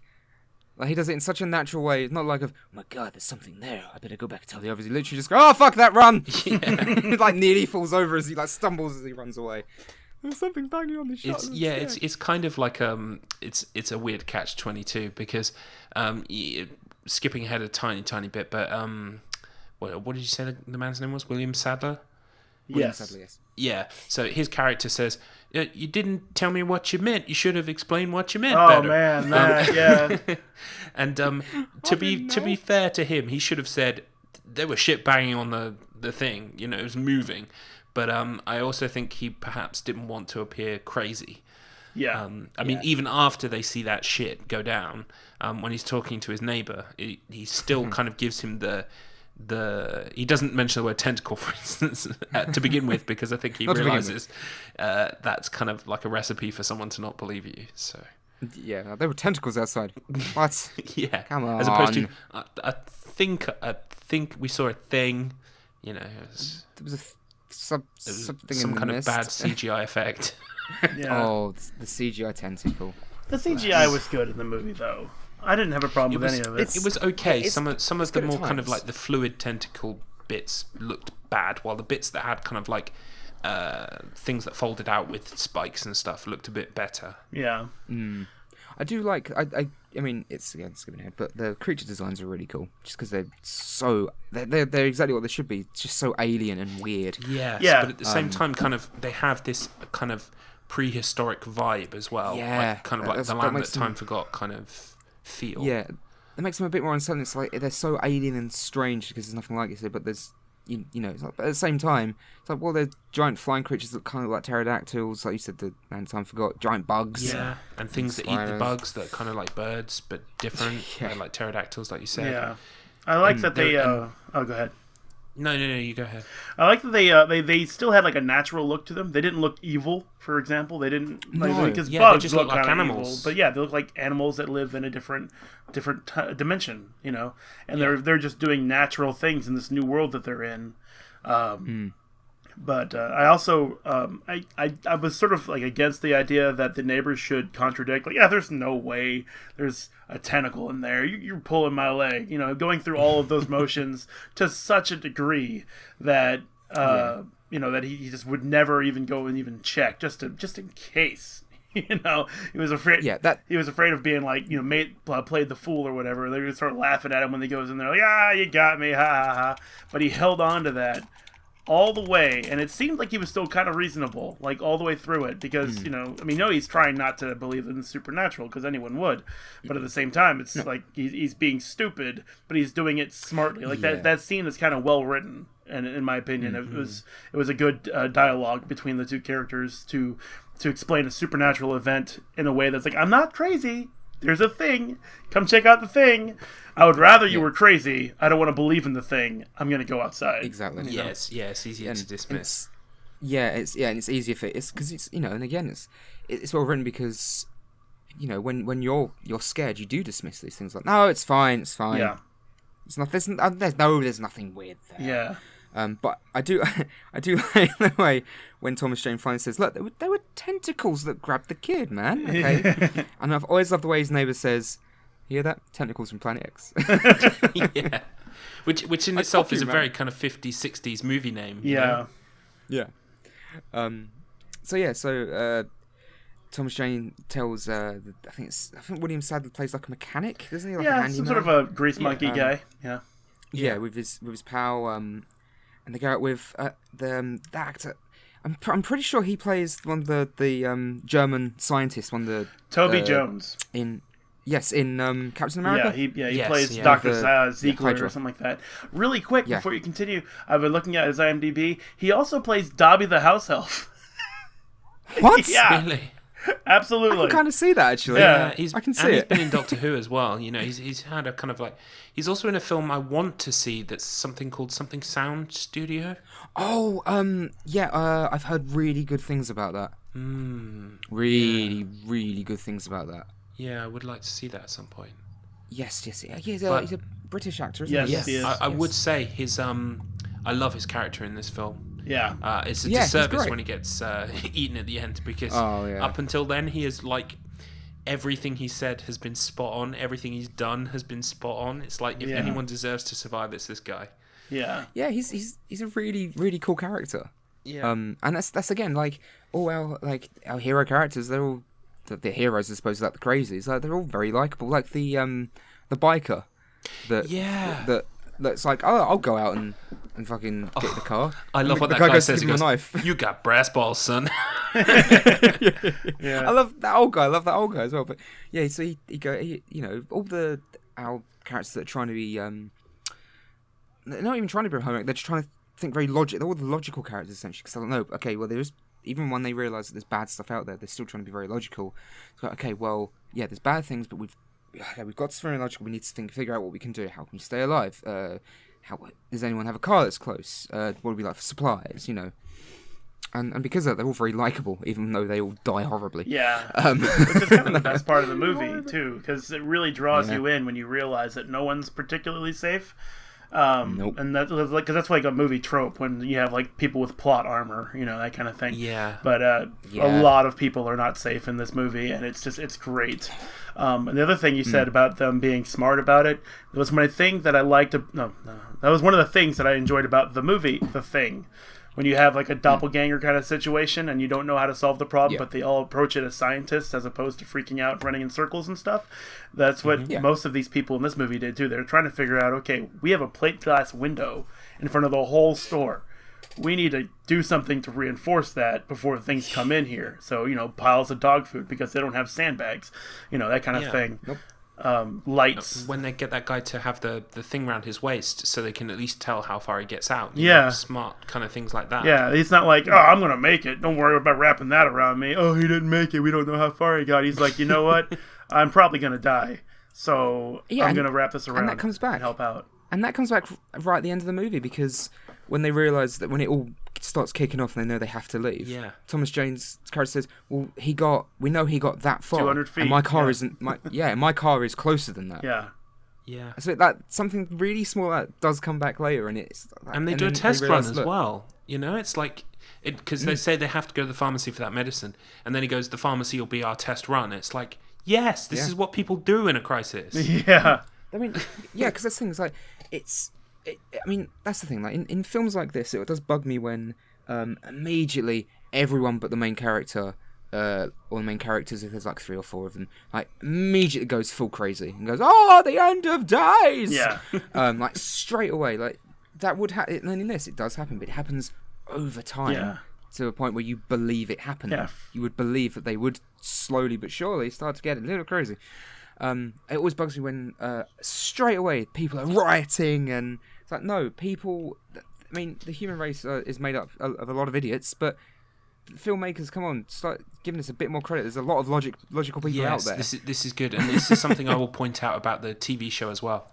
The Mist, because I obviously watching the movie this time I couldn't help but draw parallels or huge discrepancies between it's the only fair TV show and the film.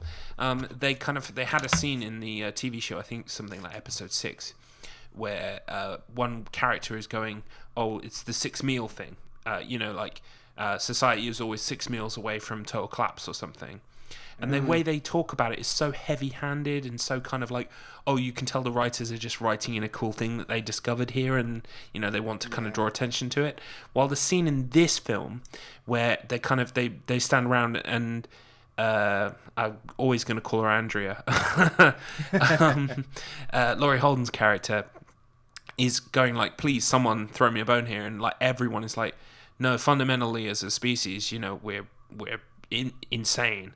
And even though some of that kind of borders a little bit on the kind of the cliche side, it's still, I don't know, that feels like the kind of the thrust of the film, and they're not too heavy-handed in the way they're describing it, because you can see the examples of characters that are slowly kind of descending that way.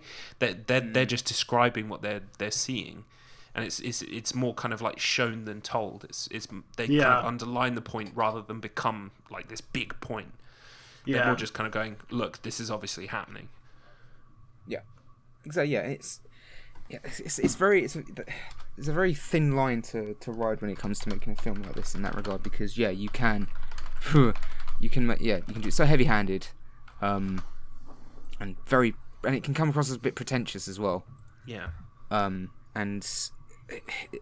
it always annoys me in certain horror films, and it thinks it's so much smarter than it really is. This movie is smart at the right moments, and is dumb and fun in all the other moments when it should be. Yeah. Like the face, I was thinking about it. When the pterodactyl creatures break through the windows. Yeah. They don't break through the windows because they're evil and they're trying to get to the people inside. It's a mistake. It's an accident. Yeah, I love that. They're trying to get the bugs, and that's when they realise we've got to get the bugs off the windows. And then it's a bit too late. It's basically them kind of realising that not only are they bottom of the food chain, but they're not like even like a major concern for these things until they kind of accidentally get in the way of them, and then they become unwilling kind of hosts or food or whatever. I'm saying, how much scarier is that, knowing that it's not something that wants to hunt you? It's just, it doesn't give a shit that you're there. Yeah, it's just like, an animal. Nothing. It's just an animal, and that's kind it of doesn't more care about terrifying. you in front of it. Yeah, there's no reasoning with anything. Absolutely, that's like the best part. It's just instinctive. Like one of the things that Jurassic World. I'm not going to spoil the movie, but we all know the dinosaurs get out. The Red Letter Media were talking about it, and they mentioned how No. It wasn't Red Letter Media. It was actually somebody on Twitter I follow, Katie Tiedrick. She does Awkward Zombie comics. She likes dinosaurs a lot, and she was mentioning how in real life dinosaurs wouldn't like evilly crash through and try to chase people and just eat as many as possible, because they have their own lives, they do their own things, and when they're hungry they would do something like that. But they're not evil, morally justified to try to kill as many people as they can. And the Mist got that right in this movie, I really think, because even that tentacle was just kind of like, what's in here? What? Slap. Oh, yeah, meat. Yeah, it picks up a bag of dog food, like, doesn't it, and bursts it open. Mm-hmm. Busts it open. It's like, fuck that. Yeah. I can't eat that. It tries to eat the wrapper and then it kind of drops off. It's so strangely kind of like natural. Yeah. And it comes across more as instinctive. Food. I can eat you. Yeah. I need you. Nom nom nom. Brains. And yeah, you were right. Brains. And you're right. Yeah, actually thinking about briefly going on to Jurassic World when you were saying about how when they escape and they immediately just start like targeting people, which makes no sense. Yeah. Like the pterodactyls, I remember in the scene they start just like picking people up. No, they'd like fucking fly away. Yeah. They'd be like, oh cool, I'm done with this. Yeah. It was just like the first Jurassic Park when they were getting away and they saw the pterodactyls flying by them, not trying to bring them down and eat all the candy on the inside, Exactly. It was like the scene where they realise that Galapagos? I can't remember what the name of the dinosaurs, but they realise they're running for a reason. Yeah. And T-Rex turns up. T-Rex doesn't turn around and go, I'm evil, I must kill the characters. It's like, food, nom nom. Yeah. Well, the last shot of Jurassic World, spoilers, is T-Rex kind of like surveying his kingdom and doing a big roar, like T-Rexes do. Oh, of course. And he just likes to climb up there and do a big roar. You mean when the T-Rex and the raptor turn face and they fight the evil heel like in a fucking wrestling match? Yeah, and then they kind of give each other those kind of mutual looks like of respect, but they're going to walk the other way. Like we would be enemies, but today, on this day, we are not enemies. We join together. I was them to fucking fist bump each other. That fucking movie. I was just laughing and then I just found it crying. Yeah, I found it hilarious that T-Rexes like their favourite thing to do is just kind of like wait for the music to swell and then do a big roar. Like just But we clocked the T-Rex at 50 miles per hour, but this actress can outrun it in high heels. Yeah, of course she can. This cocky, she's got that's that plot armor in effect right there. Oh, that's a stupid movie. Oh, but anyway, it was enjoyable. I found it enjoyable. There were less things that niggled me than, like, say, Alien Covenant. Well, I won't feel bad if I missed out on it. Oh boy! Alien returns. Oh. Jeez. I can get the ambience. It's just too easy. The pain. Let's get back to it. So, I suppose we should. Should we just go through the plot? The events are the events, and there's like really four of them that really need to be talked about, like the initial assault, so to speak, where they have ideas. Sorry, like when the pterodactyls and the bugs the pterodactyls try to get the bugs, the pterodactyls smash through the glass, end up like, oh shit, there's another place in here, and there's people, and oh my god, is that fire? Those kinds of things. It's like, bigger food source. Yeah. No. Well, it's more like it just tries it. Like a pterodactyl knocks down one guy, bites his neck, goes, and sort of flies off. And then just flies around like, I guess. Yeah, that's all right. I prefer the bugs though. But what's cool is that they went ahead and they prepped like traps and tried to arm themselves a little bit by like getting buckets of flammable fluid and mops to use fire to push whatever is coming at them away, because they have very limited options. It's not a gun store. So all they can do is like put up defenses with the dog food stuff, try to use whatever they can that would be lethal to them, which would be fire. There's like knives. Everyone, I believe, has like some form of kitchen knife that they could use, and like one of them even has like a wooden spear that he use the knife to make a point at the end of it, because he uses it to kill a spider later on, and he's so satisfied with himself with that. He's like, I did that. And then they leave. The two older characters have two of the most badass moments in the whole movie. Yes, they do. They really do. I was thinking that actually, obviously, we are going to ruin the ending. I won't ruin the ending right now. We'll talk about it later. But I was thinking at the ending, they're kind of very kind of resolute and kind of like, we tried our best, we're Yeah. gonna die now. And I was like, you are like old fucks who not only like have you lived your entire life anyway, more or less, but like, you know, you just did all the cool shit. Like, Yeah. there's no more cool shit to do. You're fine. Yeah. But Yeah, like like- the others, they have like years on you. It's like the old lady. I think she might have been like a former teacher or Yeah, still I think she was a teaching. former And teacher. And that spider comes down. We've established that these things are bad. Like they got like acidic webs and all that Yeah. stuff. And she's just like, doesn't miss a beat. Pulls out an aerosol can, gets a lighter, and just torches the shit out. Yeah.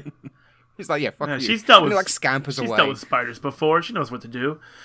And it doesn't just die. It like kind of scampers away and falls over. And then Dan, John Lee, grabs the spear, just like stakes it, and then just tosses it to the side. And then does he just turn around? And he's like, bastards. Yeah, he's like, He says something. It's like, goddamn bastards. Like, badass.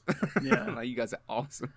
But yeah, just sort of Yeah, follow the they try and the plot chain, I should say. Just because we've been sort of like beating around the supermarket and all that kind of stuff. The fog rolls in, they get the supermarket. There's a whole lot of people in there worried and scared. They're trying to find things out to while they're there. Hopefully rescue will come. When they realize it doesn't come, or isn't going to come soon anyway, they have people who are hurt from that initial attack with the pterodactyls and the bugs. There's I think Sally was the bag lady or the cashier. She gets like stabbed by one of the mosquito things, and what I really liked is that it was a gigantic mosquito bite that killed her. That was basically it. Yeah. Her neck just swells up and it looks fucking horrible. Yeah, like her body was trying to fight off this completely foreign disease, and it was just, that was it. It was all they could do. And then, of course, she just probably chokes to death, actually, with the amount of extra matter on her neck, that kind of thing. And that sucks. But there was a couple other people who got hurt, but they could survive if they had medical supplies, so they ended up having to go to the pharmacy, which, I don't know, in America, it was almost always a pharmacy in the supermarket. So I don't... Yeah, even here nowadays, that's usually the case. Yeah. But it was written in the 80s, so maybe it was slightly different than True. the Fucking original Maine. story. Yeah, maybe it's just because it's fucking Maine. So they had to go thankfully- next door to the pharmacy or something like that. I'm sorry, Matt. I was walking over you on that one. No, that's fine. no, Kieran, no.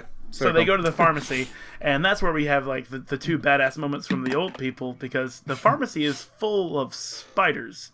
And on top of the spiders, the people who were originally going from place to place saying, okay, we have to get out of here, like the MP, the military MP, who was trying to tell the three soldiers who were almost on leave to get back and do what they do their duty because that's an order.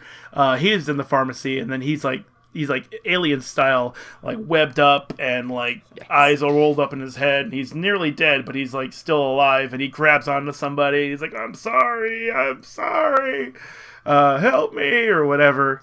And shit starts to hit the fan because, noise is being made. People are screaming. The spiders are like, whoa, noise. We got a party over here. And, Fresh meat. Yeah, fresh meat. It's back on the menu, boys. And so like that's when like the spiders sort of and not again, they don't like dogpile people immediately. It's not like they're not like, oh my god, alert, kill, eat, we're evil. It was more like, what's this noise? Click, click, click, click, click, click, click, click, get around, huh? And then they shoot webs at things, because that's what they do. They shoot webs at things. And unfortunately, these webs have like acidic burning properties, which oh my god, like you think you're afraid of spiders, and then you see they spit burning web, and it's like, oh my god, that's just ugh. So for like the old people to keep their cool in that situation, so I mean they're not like young teens going, my world is falling apart. They've probably seen shit in their lives, just not like this, but something similarly bad. And the old lady grabs a can of bug spray and a lighter, and she just starts torching some of them, and the old man's got the spear, and he's like stabbing them and like making a way so they can get out with the medical supplies. But even though they heroically tried to get those medical supplies to the supermarket to save the people that were hurt, those people still die anyway. Yeah, that's just... And the brother of the guy who went in the first place. Yeah. Like, that kind of stuff really, like, hits me when it's like, wow, they finally... Like, most movies are like, we did it just in time. Every time. This movie's like, nah, we didn't do it. Let's not forget. He got a comic for his son. Yes, yeah, he did. Good thing too. Here, read this. This will make it all better. Oh god, that's full of monsters and violence. Shit. Yeah. Invading spider monsters from space. What was I thinking about? Why did I get that one?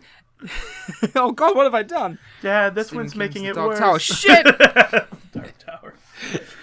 Yeah, I think that, thinking about it as well, the fact that they do get the supplies, but they get back and they can't do it in time because sometimes you can't always save everyone. Yeah. I think that thinking about it perfectly is very subtly trying to prepare you for the ending. Yeah. And sometimes it's just not enough. Yeah. Sometimes. sometimes you just fucking unlucky. That's one of the great things about like the horror genre is that sometimes you get these great stories where you're completely invested because you don't know what's going to happen. The author has made a point to go against certain tropes because it's just better that way. And you can enjoy the whole experience as opposed to being like, okay, I know what's going to happen. The hero's going to save the person's going to be like, thank you very much. And they're going to become husband and wife because that's how it always happens. And then, save the damsel in distress, that kind of thing. But that leads into the second to last real plot arc, which is Marcia Gay Harden, the actress who plays Mrs. Carmody, or Miss Carmody. Is she married? I think it's Mrs. Okay, poor guy. She's the stubborn Bible thumper in the town. She believes in all of the revelations and everyone's going to burn in the lake of fire, and she's the only person who will be saved by God, and everyone else is a sinner and all that kind of stuff. And she has one of the it's a nasty line when earlier in the movie, Laurie Holden, is that what her name is? The lady who plays Sybil Bennett in Silent Hill, and yes. Yes. She goes to the bathroom and Mrs. Carmody's in there praying because that's what she does. And Laurie is like, look, if you need someone to talk to, if you need a friend, I'm here. I'll listen to you. And she says something like, if I needed a friend, I would just squat down and shit one out. Yeah. Jesus Christ. Yeah. Okay, Stephen. Okay, we get it. You don't like religion. Okay, we get it. Right. Well, I don't think that's the point. I think that whoever wrote this was really wanting to make sure you did not like this woman. She's right where you're like, damn. It was such a cold burn. Like, what? I didn't deserve that. Fuck you, man. She's just trying to be nice. I know Laurie Holden's got that shit-eating smirk on her face all the time, but she doesn't mean it. She doesn't know what she's doing all the time. I like Laurie Holden though. But anyway, so that kind of sets up this woman who you're not supposed to like. She's also annoying. She keeps preaching to everybody. Nobody listens to her. But eventually, after that initial attack with the pterodactyls, she gets a mosquito that lands on her chest and does not kill her because, again, these things are not evil.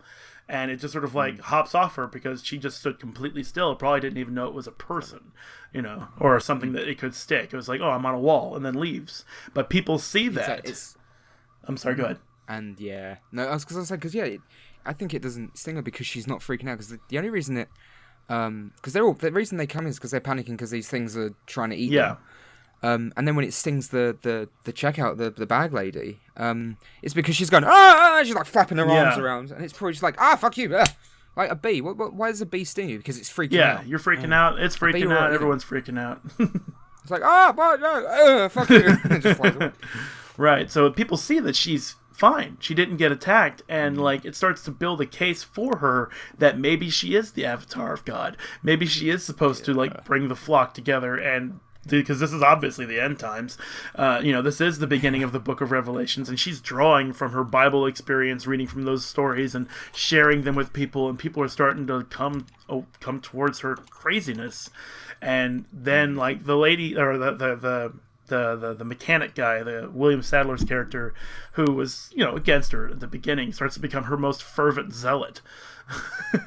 It's really crazy. He he just gets frothing into this whole trying to become a more holy person than he was, and he knows that listening to her is the way to do that.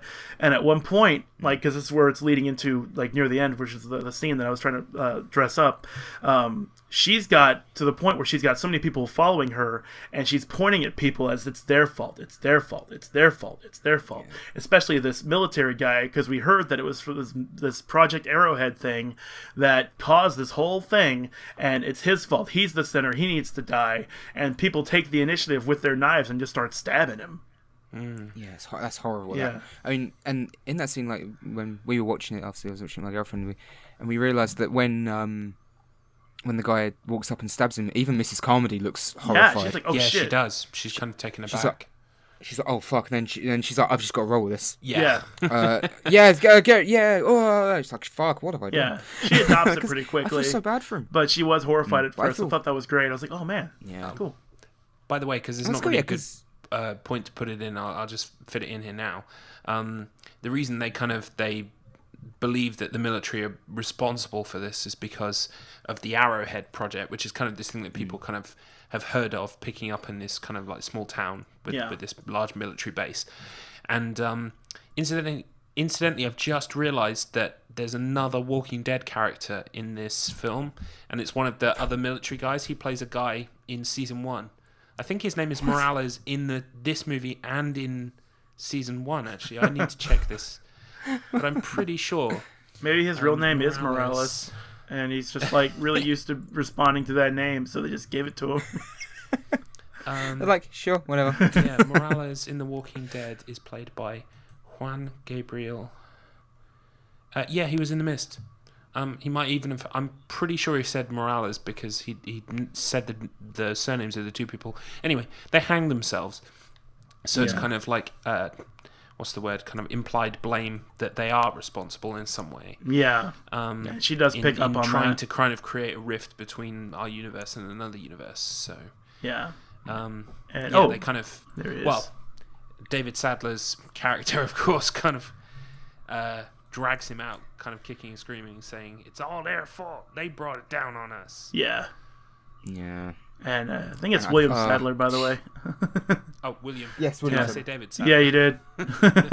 Not to be confused with Lord Sadler. Yeah, the whole time I'm thinking Sadler. Sadler, not Sadler. Resident Evil 4, yeah. But yeah, so William Sadler's character, like I said, being the most fervent zealot for Mrs. Carmody, like finds finds the aggressor, finally figures out, okay, it's this guy's fault. I'm going to bring him towards the council that's now being formed. It's really good. It's really good acting by William Sadler as well. Yes. Because William Sadler. he starts off as completely, this is bullshit, and then his norm gets taken away, and he starts to be a bit broken. Then the old teacher convinces him he's going to the pharmacy. He says, you're always an underachiever, so you first. Yeah, I mean... and he comes back completely broken. Yeah, and you can see that he, like, over the course of however long David was asleep, like, most of the day, like, this man has become so broken, he is, like, clinging to anything.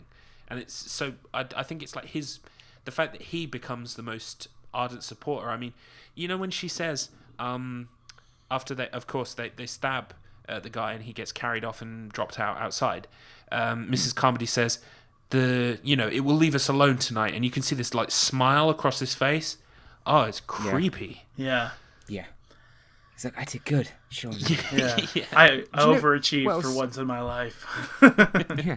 Now who's underachieving? You know what else I like about that as well is that his companion, like his partner, the other garage worker or whatever. Yeah, the one that looks like David Guest. That's all I can think when I look at him. Yeah, the fact that he's like in a lesser film, they both turn over. They'd be like the first ones to turn over with her. William Sadler's character does, but the other one doesn't, and he's just stood in the background with the rest of our heroes, if you want to call them that, looking absolutely horrified. He doesn't go to the pharmacy, does he? So I think he did. He? No, I don't think he does. I don't remember him being there. I don't remember him. But, well, speaking of the spiders, I think they're dubbed Grey Widowers. Apparently, they're the creatures in particular that are seen in the Dark Tower novels. Okay, well, yeah, there's a big thing about spiders. I mean, the main antagonist of the Dark Tower is someone called the Crimson King, who is essentially kind of like a spider-like being, and he manages to have a kind of like a half-son. Conceived by two of the main characters while they're inside a kind of like a weird succubus circle. I'm not going to go into detail. Okay. Well, he's apparently the relative of Randall Flagg as well. Yes. The Crimson King. Yeah, and Randall Flagg is kind of like a caretaker for him and helps birth the Crimson King's kind of like half son, which is basically he's kind of half human, half spider, and it takes an awful amount of energy to transform. So yeah, spiders are a big thing. They're kind of like synonymous with evil in that universe. So, well, speaking actually of Randall Flagg, because I always do this when I either rewatch a film or I've recently watched a film, I always look up the trivia on IMDb because sometimes there's some really interesting trivia. Yeah. Apparently, you know when Mrs. Carmody is in the toilet and she's like praying to God, she let's see if I can actually find it. She says something when she's praying, and apparently that's what followers of Randall Flagg say. Oh, something like "I am your something." Yeah. Do you know what? Because that is something. The Randall Flagg character shows up again in another Stephen King book called The Stand, and there is a character in The Stand who reports to Randall Flagg, who's basically like one of his kind of emissaries or foot soldiers called the Trash Can Man, which incidentally is played by the guy who played Max Headroom. Yes, Matt Hewer. Yeah. The Trash Can Man just likes to blow shit up. He's like, I'm the Trash Can Man. Like literally, he has some kind of like mental health condition. It's very, very funny. A little crazy, but yeah, kind of like throwing M80 fireworks into a trash can and lighting them, and then listening to the sound afterwards. Is that strictly an American that's thing? Literally his MO. But yeah, so I think I've just found it here. So yeah, she says "My life for you," and apparently it's what's spoken by Random Flagg. Yeah. So and I like it when there's like those little. That's one of the things I like about a lot of Stephen King's work. As it went like later on. Obviously he does struggle with ending things, but he started to do a really good job of making it feel like everything's connected. Yeah, like it's all like takes place there is definitely a cohesive universe, and there could be a Stephen King cinematic universe. The problem is, there could be. Like I said, that vast spectrum of quality. It's impossible. One I read, the most recent Stephen King book I read, which is a few years ago now, was Insomnia, which I liked. It still had problems with the ending, but there's like lots of strange interdimensional creatures in it. Insomnia especially is one of the ones that really fits into the Dark Tower. There are several characters that then transfer into the Dark Tower story. And the Crimson King's kind of like this unseen darkness that's kind of is pulling the strings, but is never outwardly seen. So I really like the way he's managed to make his world feel as though it's all connected. And then it's like it's got its own multiverse almost. And I think the Crimson King's even got like associations with it. It does. People speculate that it is a monster from Todash Space. It probably is. Because it is also like a giant spider, really. Like its true form is kind of like a giant spider thing. Yeah, that's a good point. It's like a giant grey widower. But yeah, so that's what I want to bring was there are links to the Dark Tower and other characters. But yeah, apparently the grey widower is in particular is a creature that's featured at some point in the Dark Tower. Yeah, I can see that, and it's also not overt. I like the fact that all of these references you've said so far, and like I'm a Dark Tower reader, and I didn't pick up on all of them, because they're nice little tidbits, but they don't. It's not a heavy-handed reference. Yeah, it's there for if you're a fan of his other work, it's something that you'd watch and go, wait, isn't that's a nice little sprinkling of something from Dark Tower, instead of just like because sometimes you get references and callbacks and Easter eggs, and then it's almost like the filmmakers like nudging you with their elbow, going, "Huh? You see? It's like the thing, like the thing you like. We did the thing. It's like get off me. You like that, don't you? Get off. Stop it. Wait, now that hurts. Now that hurts. Where are you taking me? What's that black bag doing in my head? And or is that just me? But yeah, I think as well, like I was thinking about going through the plot, but I think the plot isn't that important. It's more a case of things happen that creates this insanity and this chaos within such a small cluster of people. Yeah, and a lot of the time it's not because these things are like, again, we said the pterodactyls weren't trying to get in. Yeah, they were just trying to get the bugs, and they broke through accidentally. The only time it's when you go out that these things go, oh, you're different. You look tasty. You know, Yeah, basically. they'll kill you and fuck off. Yeah. I mean, kind of like it does- if you from like a whale underwater, like how it eats plankton and that kind of stuff. It just sweeps through. I mean, it's demolishing life. But you know, when you think about it, like it's just destroying like huge swaths of plankton, just going through. But that's just what it does, and that's what the plankton are for the most part. So in this case, like the giant because once they eventually leave the supermarket, that giant like quadruped tentacle beast, which looks so good, especially because it's covered in I came fog. up with my own kind of nifty nickname for this animal, by the way. I like to call it a Cthulhuphant. That's nice. I should put a trademark on that shit. Yeah, do it now, hurry, Relevant. before somebody else does. Yeah, I'd like to get into the part where they do eventually leave, because that is what's kind of left. Yeah, and we're approaching the 2-hour mark as well, so we need to get the fuck on. Although I do want to just, before that, we do have a scene that is so very, very satisfying. Oh, yes. Is when I just remembered it. I think, yep, when Toby Jones' character shoots the fuck out of Mrs. Carmody. Yes. Yeah, once in the gut and then once more to be sure. And you know what? Like, I know it's really kind of sadistic and that, but I like the fact it doesn't just outright shoot in the head. He shoots her in the stomach, so she knows she's gonna die. There's definitely a catharsis for the audience in that moment. Yeah. And he says, "I shot her," and David Drayton says, "Thank you, Ollie." he goes, you know what? I wouldn't have shot her if I felt I didn't have to. And I just love the way he goes, that's why I said thank you, Ollie.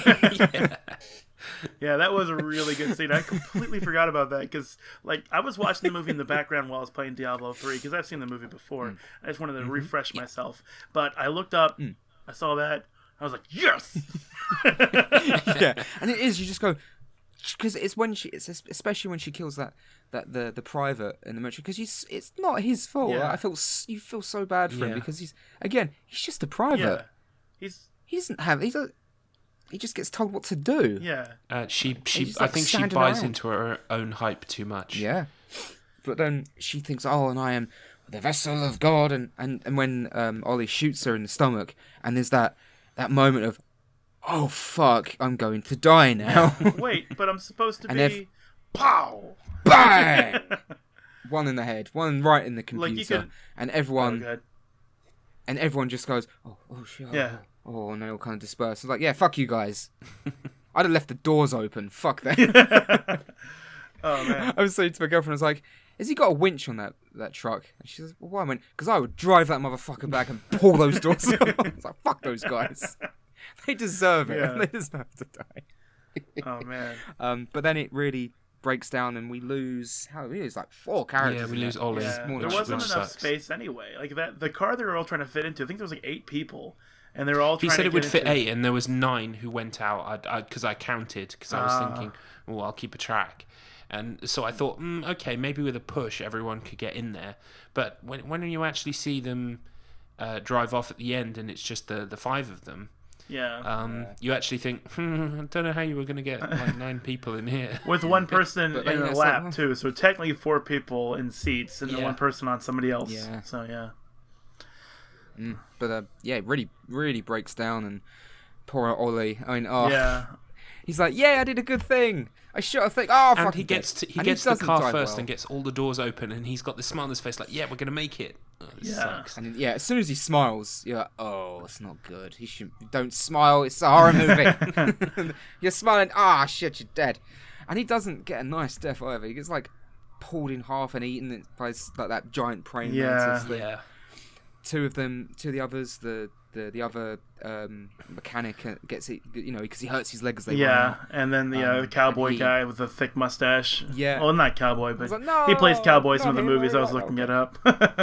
But yeah, he gets That doesn't chased by surprise me. spiders and killed kind of off screen, which is nice at least. He just has to lay down and then cut. Yeah. Yeah, like, oh, thanks for that. And the but manager as well that's what manages goes to get away. back into the shop. Yeah. Yes, he manages to get back in. But then our heroes drive away and they Oh, Bring it must be said before that. The Ollie's gun lands on their windshield, and I've never wanted someone to not reach something they're reaching for in a movie in so long. Yeah. Because obviously I know because- how this ends. So yeah. but yeah, I mean, yeah, that as well. But at the same time, because he sees it land, and you're right there with him going, well, it's right there. Yeah, and everyone goes, no. There's bullets in it. No, Laura's going, David, don't. He's like, but it's right. It's right there. It's like I should get it. David, there are spiders. If I just really you're going, yes, no, but he's right there. But he's okay. Yeah, he gets it. Boy, does he get it. He gets it. Oh, boy, does he get it. But, so, I mean, I suppose we'll just go through it. Yeah. They drive away, and there's a lot of really great moments where it's just all very eerie, and they're driving through. They're not being attacked by anything. Even the giant behemoth, like Cthulhu elephant, whatever you want to call it, Cthulhu elephant, it just walks by because they're not a threat to it. Yeah. It's just going, and I love the design of it as well because it's just again so alien and strange. Yeah. And they're kind of looking up in awe of it, and it's not attacking them because they're not evil creatures. They're just animals. You wouldn't an elephant's not going to attack you unless you piss it off. Right.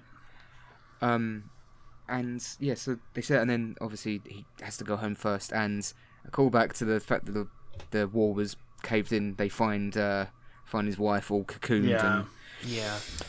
That was dead. a very sad moment. I was like, oh no. I mean, because like you said, the wall was caved in. She didn't really even have a shelter. It wasn't like she could stay home where the fog wouldn't roll in or something. And so, yeah. She had no chance. And because he looks up and he just says, I said I was going to fix it. Yeah, and they were right next to the lake as well, so... Yeah. Yeah, and that's where because you see the fog early on coming over the lake, so she'd have been the first one to be hit by it. Yeah. And you see this, and there's another really dark shot when they drive past the school bus, and then you've got an interior shot, and there's a very, very dead child in one of the seats. It's like, fuck, this is really dark. Yeah. Couldn't surely get any darker. Oh boy. But wait, there's more. There's more. And it's so yeah. I mean, here's a natural breakpoint.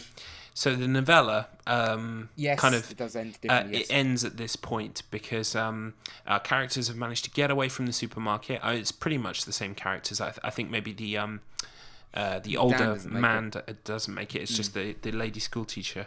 But yes.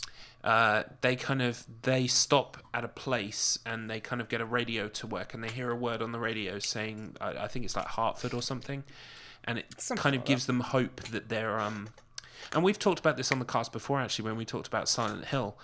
Silent Hill was heavily inspired by The Mist, and yes, in particular the way that Harry saves with notebooks, because he kind of like writing his story down, which is what the character in The Mist is doing. The whole thing is told in past tense up to present tense by sort of like him recalling the situation so far. And I want to say it was George R.R. Martin who wrote the new ending. It wasn't. But yeah. you'd think it was. I can't remember exactly who suggested it. It might have been Frank Darabont, but it was Frank Darabont. Someone said it to Stephen King, and he said, "Man, I wish I thought that ending." So, well, because just talking about when the novella ends, because I think he doesn't leave it, and he's like run out of space or something, and he just says, "I'm going to leave this here in case it's." Useful to anyone else. And again, and there you go, right there, Silent Hill. I'll make a note of this in case someone else finds us in the future somehow.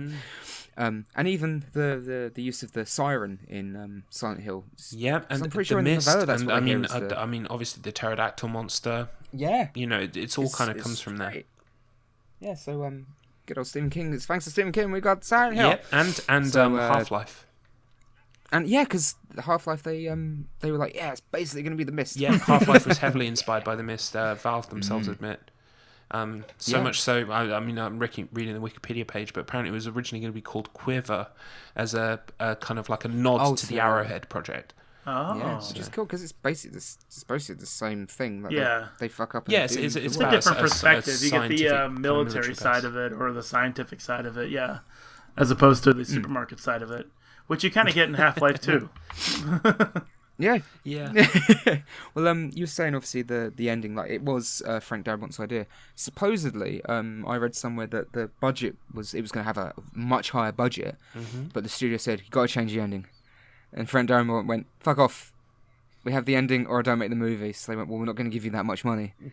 18 million was like, "Fine, fuck, I'll make the movie. It's great." So yeah, the so yeah, that's the book has a more.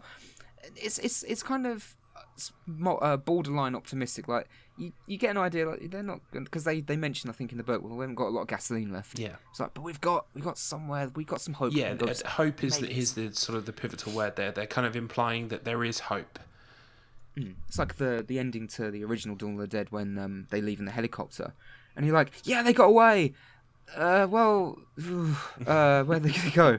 And the music kind of. I know I'm going to a different movie. The music reflects that, where it's all like heroic and they left, and then it gets very dark and oh wait, but everywhere's dead. Yeah, the remake does a nod to that as well, in that they kind of they get into a boat and it's like, yeah, we've made it, and then the post kind of, or while going on while the credits are happening, there's a scene where they actually land and it's just bad. Still fucked, still. Yeah, but I mean, supposedly in the original script for Dawn of the Dead, it had a really dark ending where Peter shoots himself. Okay. Because he says like, I don't want to go anymore, and he's just in the room, and in the original script, he bang shoots his head. Fran is just so horrified by what's happened to everyone. She sticks her head in the helicopter propellers and dies. What? Wow. And supposedly the ending would just be the credits would roll as the helicopter was going, and when the credits stopped, the helicopter would just run out of fuel and stop. Oh, like they could have got away, but they've been fucked anyway. Damn, that's awesome. But yeah, so original Into the Mist, cautiously optimistic. Ending to the movie, not so much. Yeah.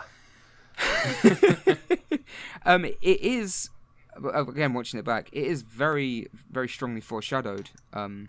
When it's like midway through the film, and like people have already died at this point. And it's not quite gone to shit quite yet, but it's part of the way there. I think it's just after the attack.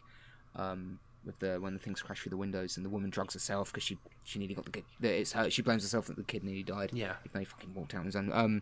And the kid says to Thomas Jane, and he says, don't let them take me. Yeah, I know the exact. Don't let them. Please don't let me. He's like, please don't promise me you won't let them take me away. And he's like, I won't. And he fulfills his promise. Yeah. Because our heroes run out of fuel in the middle of the road. Yep, they come to a stop, and then they kind of think, okay, well, we've got as far as we can get. And rather than sit around, I don't know, for a couple of hours or, like play cards or do something, yeah, they're like, we're out of gas, fuck it. Yeah, and Thomas Jane's like, it's 4 bullets. Yeah, because they kind of look at the gun, don't they? And you can kind of tell what's on their mind in the way they're looking at it. Yeah. Like, the old guy kind of does this thing where he kind of like lifts his eyebrows and kind of like I think they're all kind of thinking along the same lines when he first kind of looks at the gun. That's really well handled, because they don't say anything. They just kind of look at each other and they're like, no, yeah, we're all in agreement. But it doesn't make it any easier. And the first person that goes is little Timmy, his son, Billy. Yeah, his little boy who. The last thing, unfortunately, wakes up because the last thing he sees before he dies is his dad pointing a gun at him. Yep. Which is horrifying. That's so horrifying, and I'm glad that, again, a lesser movie. I mean, again, you see the thing. I've watched a lot of I mentioned before Italian exploitation horror films where it's always got a depressing ending where everyone fucking dies. Yeah. The difference being that is it's just so violent and just over the top. You're like, Jesus Christ. You hate these people. Why do you hate your characters so much? Why these zombies aren't hungry? They're just bastards. Why are they tearing their eyes out? Why? There's one Bruno Mattei movie where they surround the character and they pull her tongue out and then ram it back into her mouth and pop her eyes out. I'm like, that zombie's not hungry. It's just a dick. Whereas Dick this, zombie. it just goes, dick zombie, man, not cool. Cuts to a shot of the outside and you just hear bang. Bang, bang, bang. Yeah.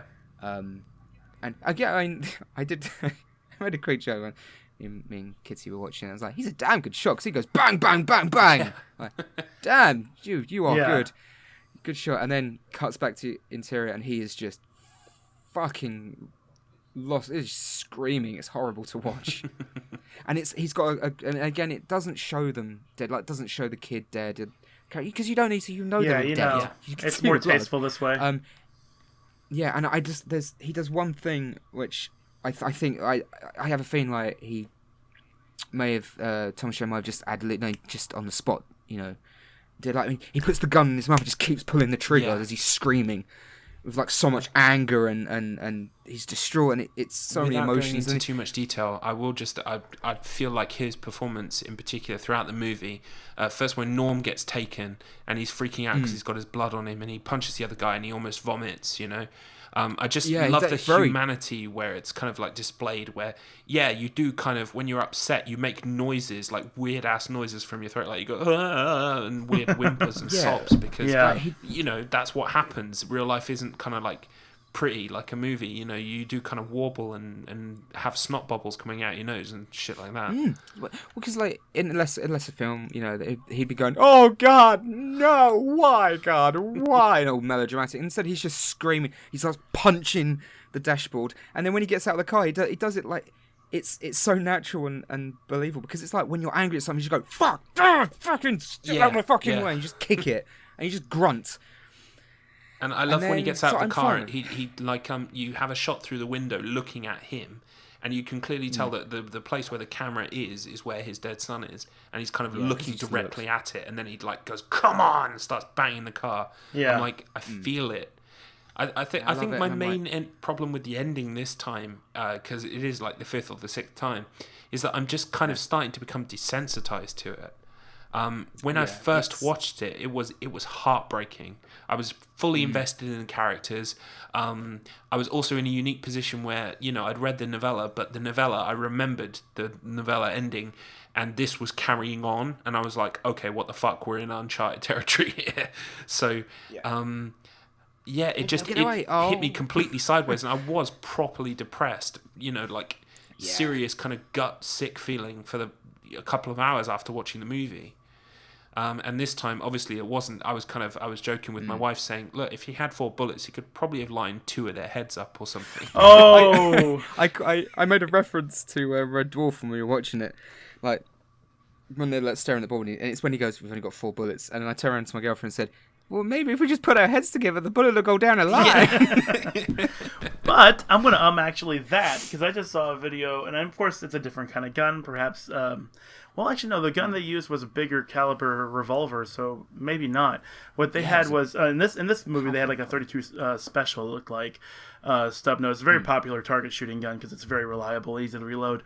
But the video I saw was a quick animated GIF where the question was, how many bullets do you think? No, how many water balloons? How many bullets would go through a water balloon? How many water balloons 5? What the fuck? would a single bullet go through if they were shot at in a line? Okay, so you had like a line of 7 water balloons. The answer, of course, would be like, there's multiple choice. It was 4, 7, all, or none, or something like that. So you had 7 or so water balloons lined up in a row, and a man with a larger caliber, looked like a 44, 45 revolver Magnum, or something like that. It looked like my dad's gun, so it looked like it was a pretty big, heavy gun. And he lines up those water balloons, and he fires the gun, and the bullet goes through 4 water balloons. Now, I'm not saying the 32 special wouldn't have killed 2 people. I'm saying it would have probably killed 2 people. But these were just water balloons. So, like, the friction from the water slowed the bullet 1, 2, 3, 4 to the point where the bullet started going down after the second balloon and only pierced the other 2 through speed alone. That is fair enough. I mean, and things happen as well. Like, bullets you hear about them kind of ricocheting inside of skulls and stuff, so they kind of come out at weird angles. Yeah. So, you've got a point. It was more kind of like a flippant kind of... Oh, no. It's just it's an actually opportunity, and for some reason, I'm just really jonesing for those. No, that's okay. I mean, I it's been a while since I watched them, but I really liked those Deadliest Warrior shows where they literally got like a flesh pack, which was kind of like supposed to be like a human, like it was molded jelly, and they would use their weapons and kind of check how badly damaged they would get. So yeah, I do kind of like, will this gun go through 2 people's heads? Yeah. Well, isn't that one where you had like, what would happen if Al Capone fought a samurai warrior? It's pirates versus ninjas. Al Capone would win because he's got guns, so he just shoot him in the face. Exactly. They do the simulation at the end where it's like, our advanced computer run 1,000 simulations. We had specialists working on hack. No, he would just Turns go, out, get 'em, it boys. turns out Bam, the bam, bam, pirate bam, shot bam. the ninjas every time. Like, strange enough, they use their long-range weaponry first. It's so weird. But yeah, so it's a brilliant performance by Thomas Jane, who's just I think he's Deadliest very warrior. underrated. Deadliest warrior. He Deadliest certainly warrior. was. He was. It's Well, a you shame know, he was too late to get the rest of his family. Yeah, he That's why he was rocks like, up. I should have got my He wife. rocks up. His wife's already dead. He's like, shit. I said I was gonna fix her. That's what I meant. So he said that it's a punch in the gut, and you're right there with him. Because his performance is just so brilliant. He hears something in the distance, and I'm thinking, I was sat there going, this is perfect. I was like, because I'll talk about how I would personally end it. Not that, I'm not saying like it would be better, but in my mind, I prefer it. And something distant, like this is going to be a perfect ending, and then, suddenly from the mist comes forth the military with a tank, which somehow they couldn't hear. Yeah. Coming from the direction they came from. That's the worst part about the ending. It like in terms of like. Calling back to Reddit like we did at the very fucking start of this 2.5-hour podcast. Strap in, boys! There's that Reddit shower thoughts where, like people have thoughts in the shower that kind of like have huge repercussions. It's kind of like that meme of that guy in the nightclub going, well, if this is this, then that means blah. So the shower thought with this one that hit me a while after the first time I watched it is, oh my god, they were driving in the wrong direction for hours. Yeah. They went the other way.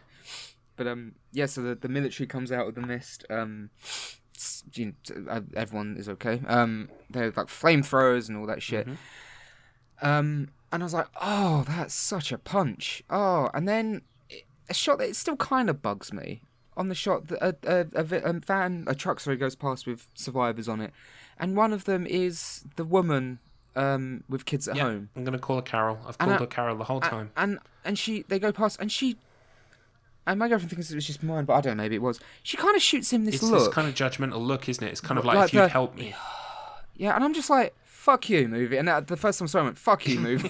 It's like, fuck you. And again, like, watching it back, again, like, my girlfriend's like, I don't think she's been like that. I'm like, maybe not. And I'm just like, so, did she have a car? Where were her kids? She's okay. She survived. Like, well, I guess they got to their town. I mean, I'm like, it's awful quick after it. We have no sense roughly of how long they've been driving, but like a full gas of tank, and they left in daylight. It's fair to presume it's still the same day. So if she was nearby to the supermarket and she got saved, presumably all the people in the supermarket are saved. Yes. And if they'd stayed 10 fucking minutes.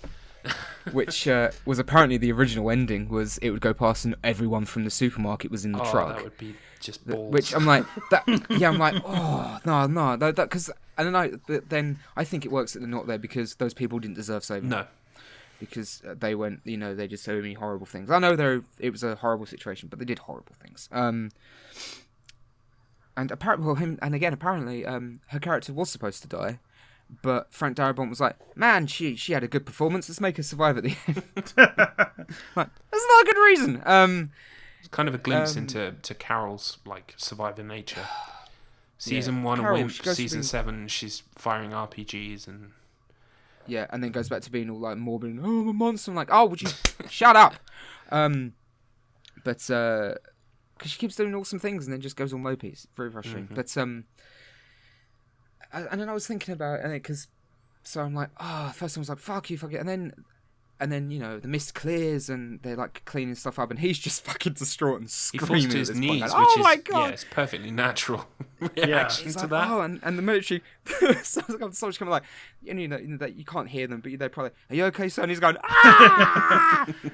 and they look at each other. Ooh. I think, does one of them look in the car? Like, I got the sense like one of them No, kind of I looks in think the it car might and was like, oh shit. I didn't see anyone looking into the car because this okay. was the scene I was basically waiting for. I stopped playing Diablo 3 for this moment. I liked this scene so much, because like you have the military moving, you have scientists that are like picking apart certain things. You have a guy with a flamethrower actively burning a spider's nest on a tree. Yeah, he's like, oh, gotta take care of that. It's that guy. I'm like, yes, that man. Yes, that man. Buy him a blow. Give a drink in the burger. And I wanted to see like all the reactions. I remembered seeing the lady who was with kids in the truck, Lady with and because I wanted to think, because like you were saying, they were just basically 10 minutes away from survival and rescue the whole time they left with the car. I don't know the layout of the town, but I can only assume that lady with kids went one direction. That would make all of this make sense, because then that person would have eventually met up with the military. At some point, maybe she got home, she closed the door, she was safe, because... Yeah, but I mean, she wasn't that far from the supermarket, was she? We got the kind of sense she wasn't that far. Well, did she like walk maybe home? a street away.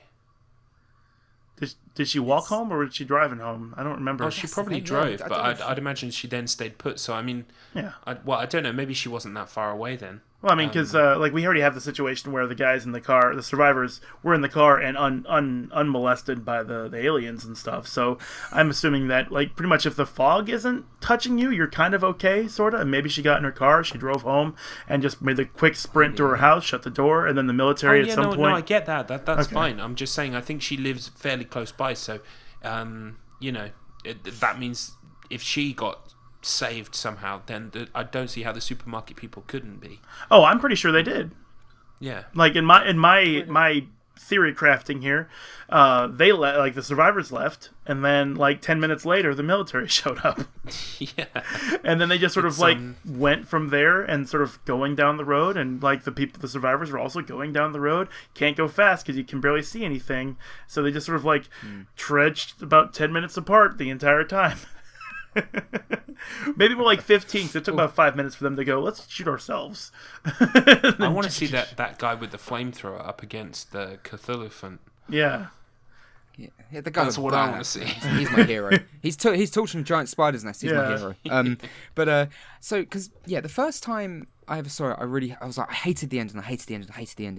And people were like, oh, it's because it got you. I'm like, it did, but I liked it that it got me. But then it tried to it was the gotcha ending. Like, gotcha. Yeah. But then it tried to go, gotcha again, and then it went for the third one, which is they turn up and then the mist just fucking disappears. Because they're burning it away. It is oddly. Yeah, they are burning it away, but I mean, not at the level that the mist was thick, like fucking thick, and there's maybe 3 dudes with flamethrowers. They only had $18 million, man. A whole caravan. They're not going to add CGI flamethrower guys in the movie. The effects ran out. That's why the mist disappeared. They're like, we've run out of budget, Frank. Shit. Don't worry about it. We'll fill it in later. We'll do it in post. So that's how Frank Darabont talks. But I didn't hate the ending as much as the second time as I did first time, because it's very dark. I like the fact it's dark. I really do. I think it's just, it goes, gotcha again, like, okay, well, I'm still running, gotcha again, like, you could just get off my head, Frank. Yeah, you just needed the one gotcha, in and out, clean. Because I thought where it was going to end was, cause as soon as they stop and they realise they're going to shoot each other, I was just sat there going, it's going to end, fuck me, it's going to end like that. Yeah, it kind of shifts gears, doesn't it? And I like the way that obviously the original novella kind of like leaves off with this kind of ambiguous ending, and you're kind of expecting the same thing. I think with because the music, the first major music of the entire movie comes in when they're driving away. So you're like, this is, we're kind of kicking into the ending now, where they're going to kind of drive past a load of shit, and it's horrific, and there's a school bus and blah blah blah. And then you think they are going to just kind of like, ride off on as little gas as they've got left, and we're going to kind of roll credits. And it kind of they sputter to a stop, and they look at the gun, and you think, oh, okay.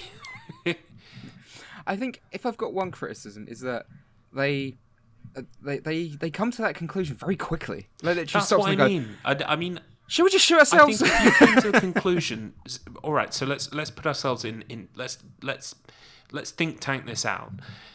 We're sat in a car, okay? We used up all of our petrol. As far as we're aware, there are monsters outside that are going to eat us, and there's no help in sight. We have no supplies, but we do have a gun. Do you kill yourselves immediately, or do you maybe sit there until you're dying of hunger, or, you know, like, say something starts trying to get in through the window, or something like that? Surely you would wait just a bit, wouldn't you? I think so. I want to answer this one really quick. I'm sorry, Matt. I don't mean to stomp on you, but I want to answer this immediately. How dare you. As soon as I stretch, man, that feels good. Steps in the stretches. You'd kill me, wouldn't you, Chris? You'd shoot me. You have besmirched me. I mean, I wouldn't. I don't begrudge them doing it immediately, honestly, because you still run the risk of, if something were to come kill you, what if you don't have the accuracy to kill yourselves quickly enough to avoid painful death? What if you don't have... They just had that big thing go past that could literally, like, crush their entire car in an instant. Yeah, I mean, like, they have... This is the only moment of levity that they have. They needed to decide whether they're going to do it now or wait till it's an extreme emergency moment where jitters or things like that, screaming, moving, or what if something opens the door or something, you know, who knows? They don't know. They've already been through... they still have agency. Yeah, they've already... They didn't kill themselves super quick, because they've already been through like 2 or 3 nights of this horror fest to prep themselves for the idea of suicide. They've already seen their friends get killed. They've already seen their friends commit suicide. They probably wish they were them immediately. Like, oh man, they're out of this. I don't have to worry. I have to worry about this shit. They don't have to worry about this shit. But for my son, I'm going to continue to worry for this shit. I probably would have killed Laurie Holden and the old people and kept my son until the very end, because at that point I could have done it for him if it came down to that. But they're old enough to make the choice themselves. I have an idea. Actually, yeah, like holding him like one last time almost. I have an idea. Kill the old people in the back. Eat and them. then you've got some supplies for a couple of days. You got clothes, you got food. They're tenderized. Well, no, I'm not going to go there. Yeah. But yeah, so I didn't hate the ending as much this time. The way I thought they were going to end it was he shoots them and it's like, oh my god, that's depressing. And then I thought it was going to be a case of, well, how can it get any worse? He steps outside, he hears something loud, looks up, cut to black, or you hear something and then the credits roll. Whether he screams, whether you hear, I don't mean like a stereotypical monster roar or something, but because he hears something in the darkness and it's coming towards him, and then it's clear, you know, the camera like slowly zooming on him, you know. Yeah, no, I know exactly what you mean. There's kind of like the beats there for kind of like a final kind of like and then a cut to black kind of thing. Yeah, I thought that's what I mean. It still works, like, you know, it's depressing and a real, you know, it's like Frank Darabont's just run into your room and kicked you in the dick, and then run out laughing, going ha ha ha. So, but I like it for that respect. I still think it's. I like that they had the balls to do it. Yes. I mean, Jesus It's memorable. Christ. I mean, I will never it forget really this. is like, you know. No, I mean, you know, 18 million is, you know, it's not a lot, but it's still quite a lot for you know. I'd pay off my student For loans a and movie then of this some. kind. Exactly. You know, they're not huge actors. I mean, because you look at the budget, you go, well, you know, 80 million, it's not a lot. But then you look at the actors, and you go, well, they're not like huge Hollywood blockbuster actors. They wouldn't have like enormous wages. And it's a very very well crafted and simply shot movie. So I mean, it's just that he managed to get it financed at all with that ending is remarkable. Yeah. With that much money, with that ending. It's and I you know, despite my problems with the ending, I still really respect the fact that he managed to convince them to do it, to let him go ahead with it, and that there's not some other version that they shot that would be like shown on TV, because the thing, like the ending, you know, again I'm moving on, the ending to the thing is kind of down, and you know, that's fun, that's got a downbeat ending where they all fucking die. Yeah. But then there's, I mean, it's a lot more upbeat in the fact that there's a chance they killed it. There's a chance they stopped it, but then there's that worry at the end that one of them might be, like, you know, Childs might be an imitation, but you don't know, and that's one of the hotly debated things online. Yeah. Like, is Deckard a but replicant? You know, one of those kind of like Yeah, that things. thing. He's not. He's not a replicant because then the movie doesn't work. But Yeah, no, that's something you won't have heard until you hear our brilliant Twin Peaks sidecast, Chris, when you catch up with the series.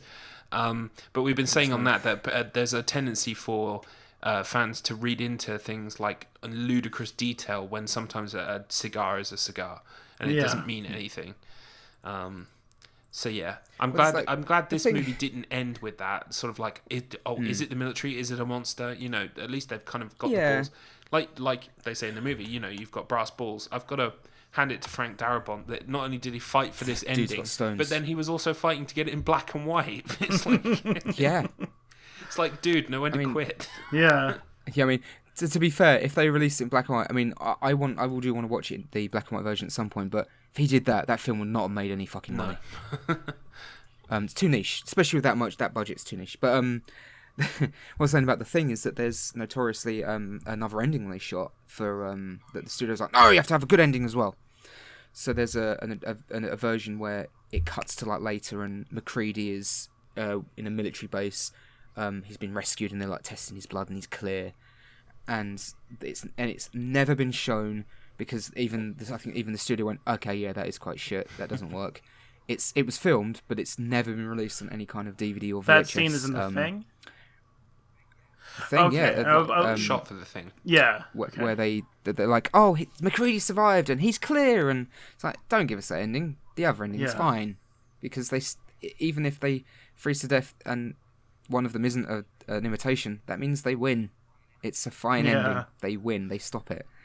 And again, like, you know, is Deckard a replicant thing? I was going to touch on that. What's really funny is that Ridley Scott, you know, the insanity master himself, was like, no, Deckard is a replicant. He definitely is. And then you have the screenwriter who turns around and says, that's not how I was writing it. And then Harrison Ford going, no, he fucking isn't. Wow. It's the death of the author, really. I mean, at the end of the day, he might have had that in mind, but if everyone else has got different things in mind, it's up to people's interpretation. I'm still adamant that Blade Runner doesn't work as a movie if Deckard is a replicant, because I see the whole point of the film is that because it's established that Deckard's just kind of just goes through life. He doesn't really give a shit about anything. He just eats.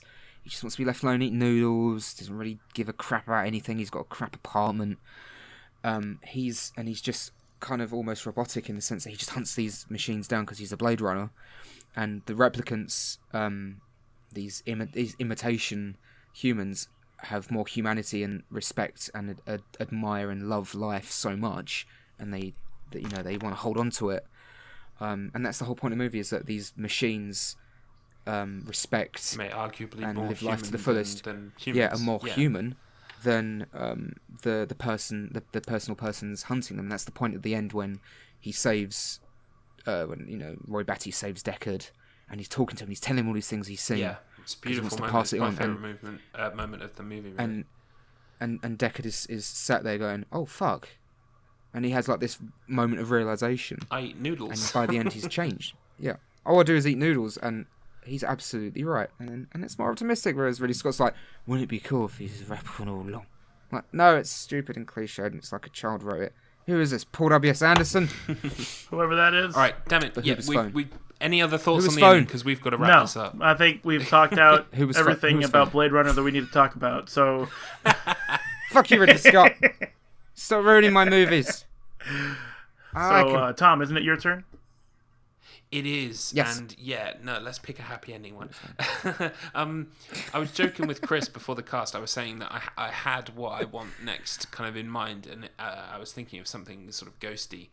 And he said, yeah, you could pick 13 ghosts, but, you know, I kind of prefer things that are a bit blah, blah, blah, blah. And I was thinking in my head, I'm going to pick 13 ghosts. You fucker.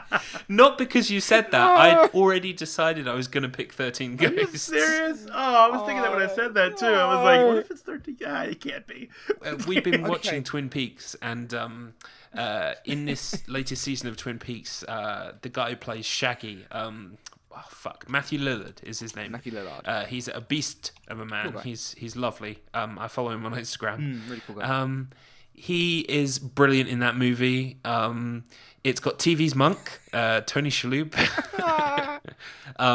And it's all very kind of cliched. But the one thing I did like about this movie is that, and if you guys can track down a DVD, I mean, it's got to be dirt cheap. There are all these featurettes about the various ghosts and that they all have backstories. It's like someone said, we're making a really cliched, like Hollywood, like action horror, like, you know, kind of like movie. You don't have to go to all these lengths of like building characters and like world developing, but they actually do. And I that's the bit I kind of like, is that all of these kind of ghosts are notorious. Like, you know, to be like a vengeful spirit, you've got to be like up there in terms of like what people did to you or what you did to people. And all of the ghosts in that are really interesting. And it is kind of like a bit cheesy, but it's fun. And I think it has an happy ending, if I remember rightly. Is that when the credits roll? Yep, and the monk theme starts playing. Because, you know, in my head canon, sort of like the events of Monk happen after that. Is it a prequel or a It's sequel? a I need to know. prequel. It's very much a prequel. Prequel to Monk. That's why it's a bit weird. So I just like to, you know, I'm going to make a bold statement. A bold... I can't even think words properly. Okay. Bold prediction. I may not have picked the worst movie after this. Oh. We may have watched Ghost Terror, but I want to remind you, the Galaxy of Terror, how long is Galaxy of Terror? I think it's 80 minutes. Yeah, it was short. It felt short. This is 90 minutes, Okay. so my pick was shorter. And I've seen... 10 minutes of pain. See, I've seen parts of 13 Ghosts. And I turned Have it you on. ever actually watched the whole thing through, though? I turned it on and went, ooh, no, not for me. You haven't seen the whole thing? Not yet. Oh, no, brilliant. I could never bring myself to do it. It was always on... This is when I was still living at home, and when we had Sky Movies, and it was always on, and I think, I'll try this time. I turned it over and go, no. I'm holding my hands up now. It is cheesy. It's very much a product of its time. Oh. Sort of early 2000s, kind of like, you know, glitzy Hollywood, stupid kind of like vibe. But I don't know. It's just something about it. I mean, I like Tony Shalhoub for some reason. I just like saying his name, Tony Yep. Shalhoub. TV's Monk. TV's Monk. Incidentally, yeah, no, like Monk is very by the books kind of procedural TV, and like the same shit happens every week, and you know. But Tim Curry was in it, like playing this really, really overweight person, and that's like my main memory of Monk. Is like Tony Shalhoub talking to literally I just said his name, Tim Curry. Fuck, brain fizz. And yeah. Wait, is Tim Curry in this movie? No. Oh, I almost got excited. I love Tim Curry. Like, I don't remember him in this movie. I can't Tim wait Curry? to see him Tony again. Shalhoub. Tim Curry's great. Tony Shalhoub, Matthew Lillard. I think what's the name of the lady who was in American Pie? Shannon Elizabeth. Yeah, she's in it. I'm gonna find out now. I'm trying to remember who played the evil brother. I think it was someone memorable. I can't believe For I have some to reason, spend their name is $4 more on this movie. Criticos. It's Derek Acora. F. Murray Abraham. No, he's not in anything I remember. I checked He's in on Scarface, apparently. I checked on Netflix, and it's not on Netflix unless you get the disc version of it. So it looks like Amazon Video, $3 again. Hey. Now It's What's good my fun. collection? I like saw it. It's this good movie fun. like 20 years ago, and I do remember having some kind of fun with it, but that was I was in a different place mentally, so I have no idea how I'm going to take this now. Well, me too. I might kind of like have grown distant to it. I certainly haven't watched it since the first time I watched it. And it's got a sort of like stereotypically black lady as like their maid. Played by Ra Digger. Yeah, who is an American rapper, model, and actress. Yeah. What a name. Oh, I remember. She's a favourite. Oh boy. Raw digger. But Matthew Lillard alone, it's worth watching just for Matthew Lillard because basically he's playing a mix of Shaggy from Scooby-Doo, obviously, and a mix of Shaggy and Hudson from Aliens. Basically, you know, the kind of like the guy who's game saying, over, it's man. Game over, man. It's game over. Yeah. Oh.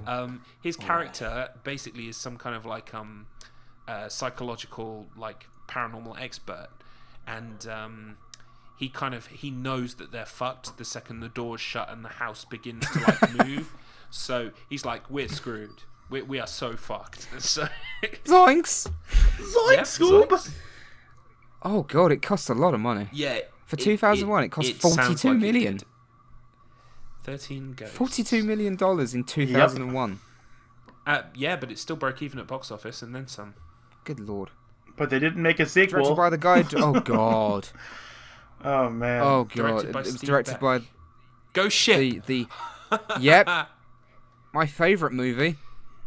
I mean, it's Like So all I it's a really remember mix. from this movie are like the 13 ghosts, not all 13, but that there were 13 of them. And I remember somebody dying from a plate glass door slamming down on their head and slicing them into two pieces. Yeah, that's the bit I saw. That's the like kind of and it's- then- the whole thing I is like, yeah, I it's remember like that. a kind of like the house has been built as a kind of like a puzzle box. it's like a puzzle box that's some kind of like it's a sequel to High prophecy that, you know, if you have these ghost like tortured souls in a certain way, and it's kind of got all these symbols on it that, you know, kind of keep the ghosts contained and whatever. So it's basically, it is the movie equivalent of a bad haunted house, like in a theme park. Yeah. So yeah, I remember the same scene as well, Chris, like the glass Yeah. slicing someone perfectly in half, or and then I remember Matthew Lillard running around mugging, going, "Oh, fuck!" Which is what he's good at. That's This what is he's the way good of at. living. That's what you hire that man for. We need somebody to go whoa everywhere. Get Matthew Lillard on a phone. I will say, need I'm someone to looking cry. at the Wikipedia page, and you know how like it's got sections on a Wikipedia page. There is a section called the ghosts, and they are all explained. And I think Yes. that's a testament to this movie in that, like, the cool ideas they have around the ghosts and who they are and what their backstories Yeah. are is kind of like nifty. Like, even if they aren't perfectly realized, they are kind of a bit caricaturish. Yeah. It's just kind of neat that the movie bothered to do that. Yeah. It didn't have to do that. That's cool. Well, I think it came out during the time that's when like DVDs had special features like forced onto them. Yeah. And then this movie had that special feature on it, and I remember I watched all of them because I mean I Yeah, do like yeah. ghosts, so I was like, this is the best part of the movie, the featurette at the end. No, I agree with you. I had the DVD. It was one of the first DVDs I got, and I did watch all of those features. And then, you know, some of it was just kind of like sketches from like production and things like that. But I got a brilliant idea before anyone Yeah. continues with anything. How about we watch the movie live right now and let this podcast go into 7 hours long? What do you think? What do you think? Are we down with that? my tummy says it's excuse tea me. time. Sorry, excuse me. I need to phone my friend Thomas Jane and see if he's got any bullets left. Thomas Jane, I need you to shoot me. I love how that sounds like a 1920s like that? sports announcer. Thomas Jane, quick from the hip. Right to the head, Thomas Jane. Come on. Oh man. Well, Right in the okay. computer. Look, it's 2 hours 40 minutes. Here's the Yes. perfect time to stop. So, we have YouTube channels. Stuff happens on them. The links are below. I'm not even Yeah. going to run through them because we're overrun. Things. Box below. Done. I've got stuff going up on Tuesday. Hey, there we Hey, you the go. Tuesday Go check guy. the thing. Check my shit. Leave like or dislike or send me things. I don't care. Yes, you don't want to miss this one. Ooh. Oh my god, my brain is dying. Fuck always you, my all right, with the puns. Halfway through when you were making all those mist puns, I've got the Wikipedia page for mist open as the weather phenomenon known as mist, and I really wanted to make like some kind of like joke like, oh, that's kind of like small droplets of water suspended in air, but I never got the chance. God. Oh god, my brain is so hazy. All right. Well, I think it's, So closing everybody, time. Brain fart. go check out 13 Ghosts. Have fun. Yeah. See you next time. Stay beautiful. Stay damned. Yeah. Etc. Yeah, enjoy your time on the earth or something. I'm gonna leave. Don't shoot your Yeah. children. Yes. Because the If, nerds will if, save if you. anything, suicide is never the answer.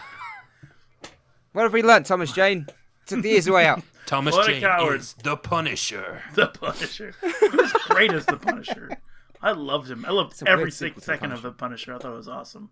You I guys haven't want seen to it. watch I the haven't Punisher seen it. right now and talk about it? Yes, let's go. All right, everybody, tune into the Punisher on what is it, on Netflix, Hulu? What are we looking at? Fuck it. My brain is See you unraveling. later, guys. right. Goodbye.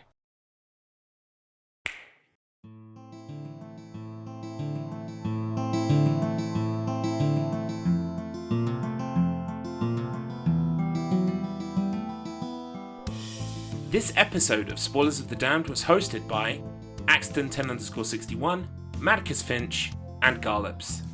To find out about us, as well as join the discussion on our Discord, check out all the links in the description below.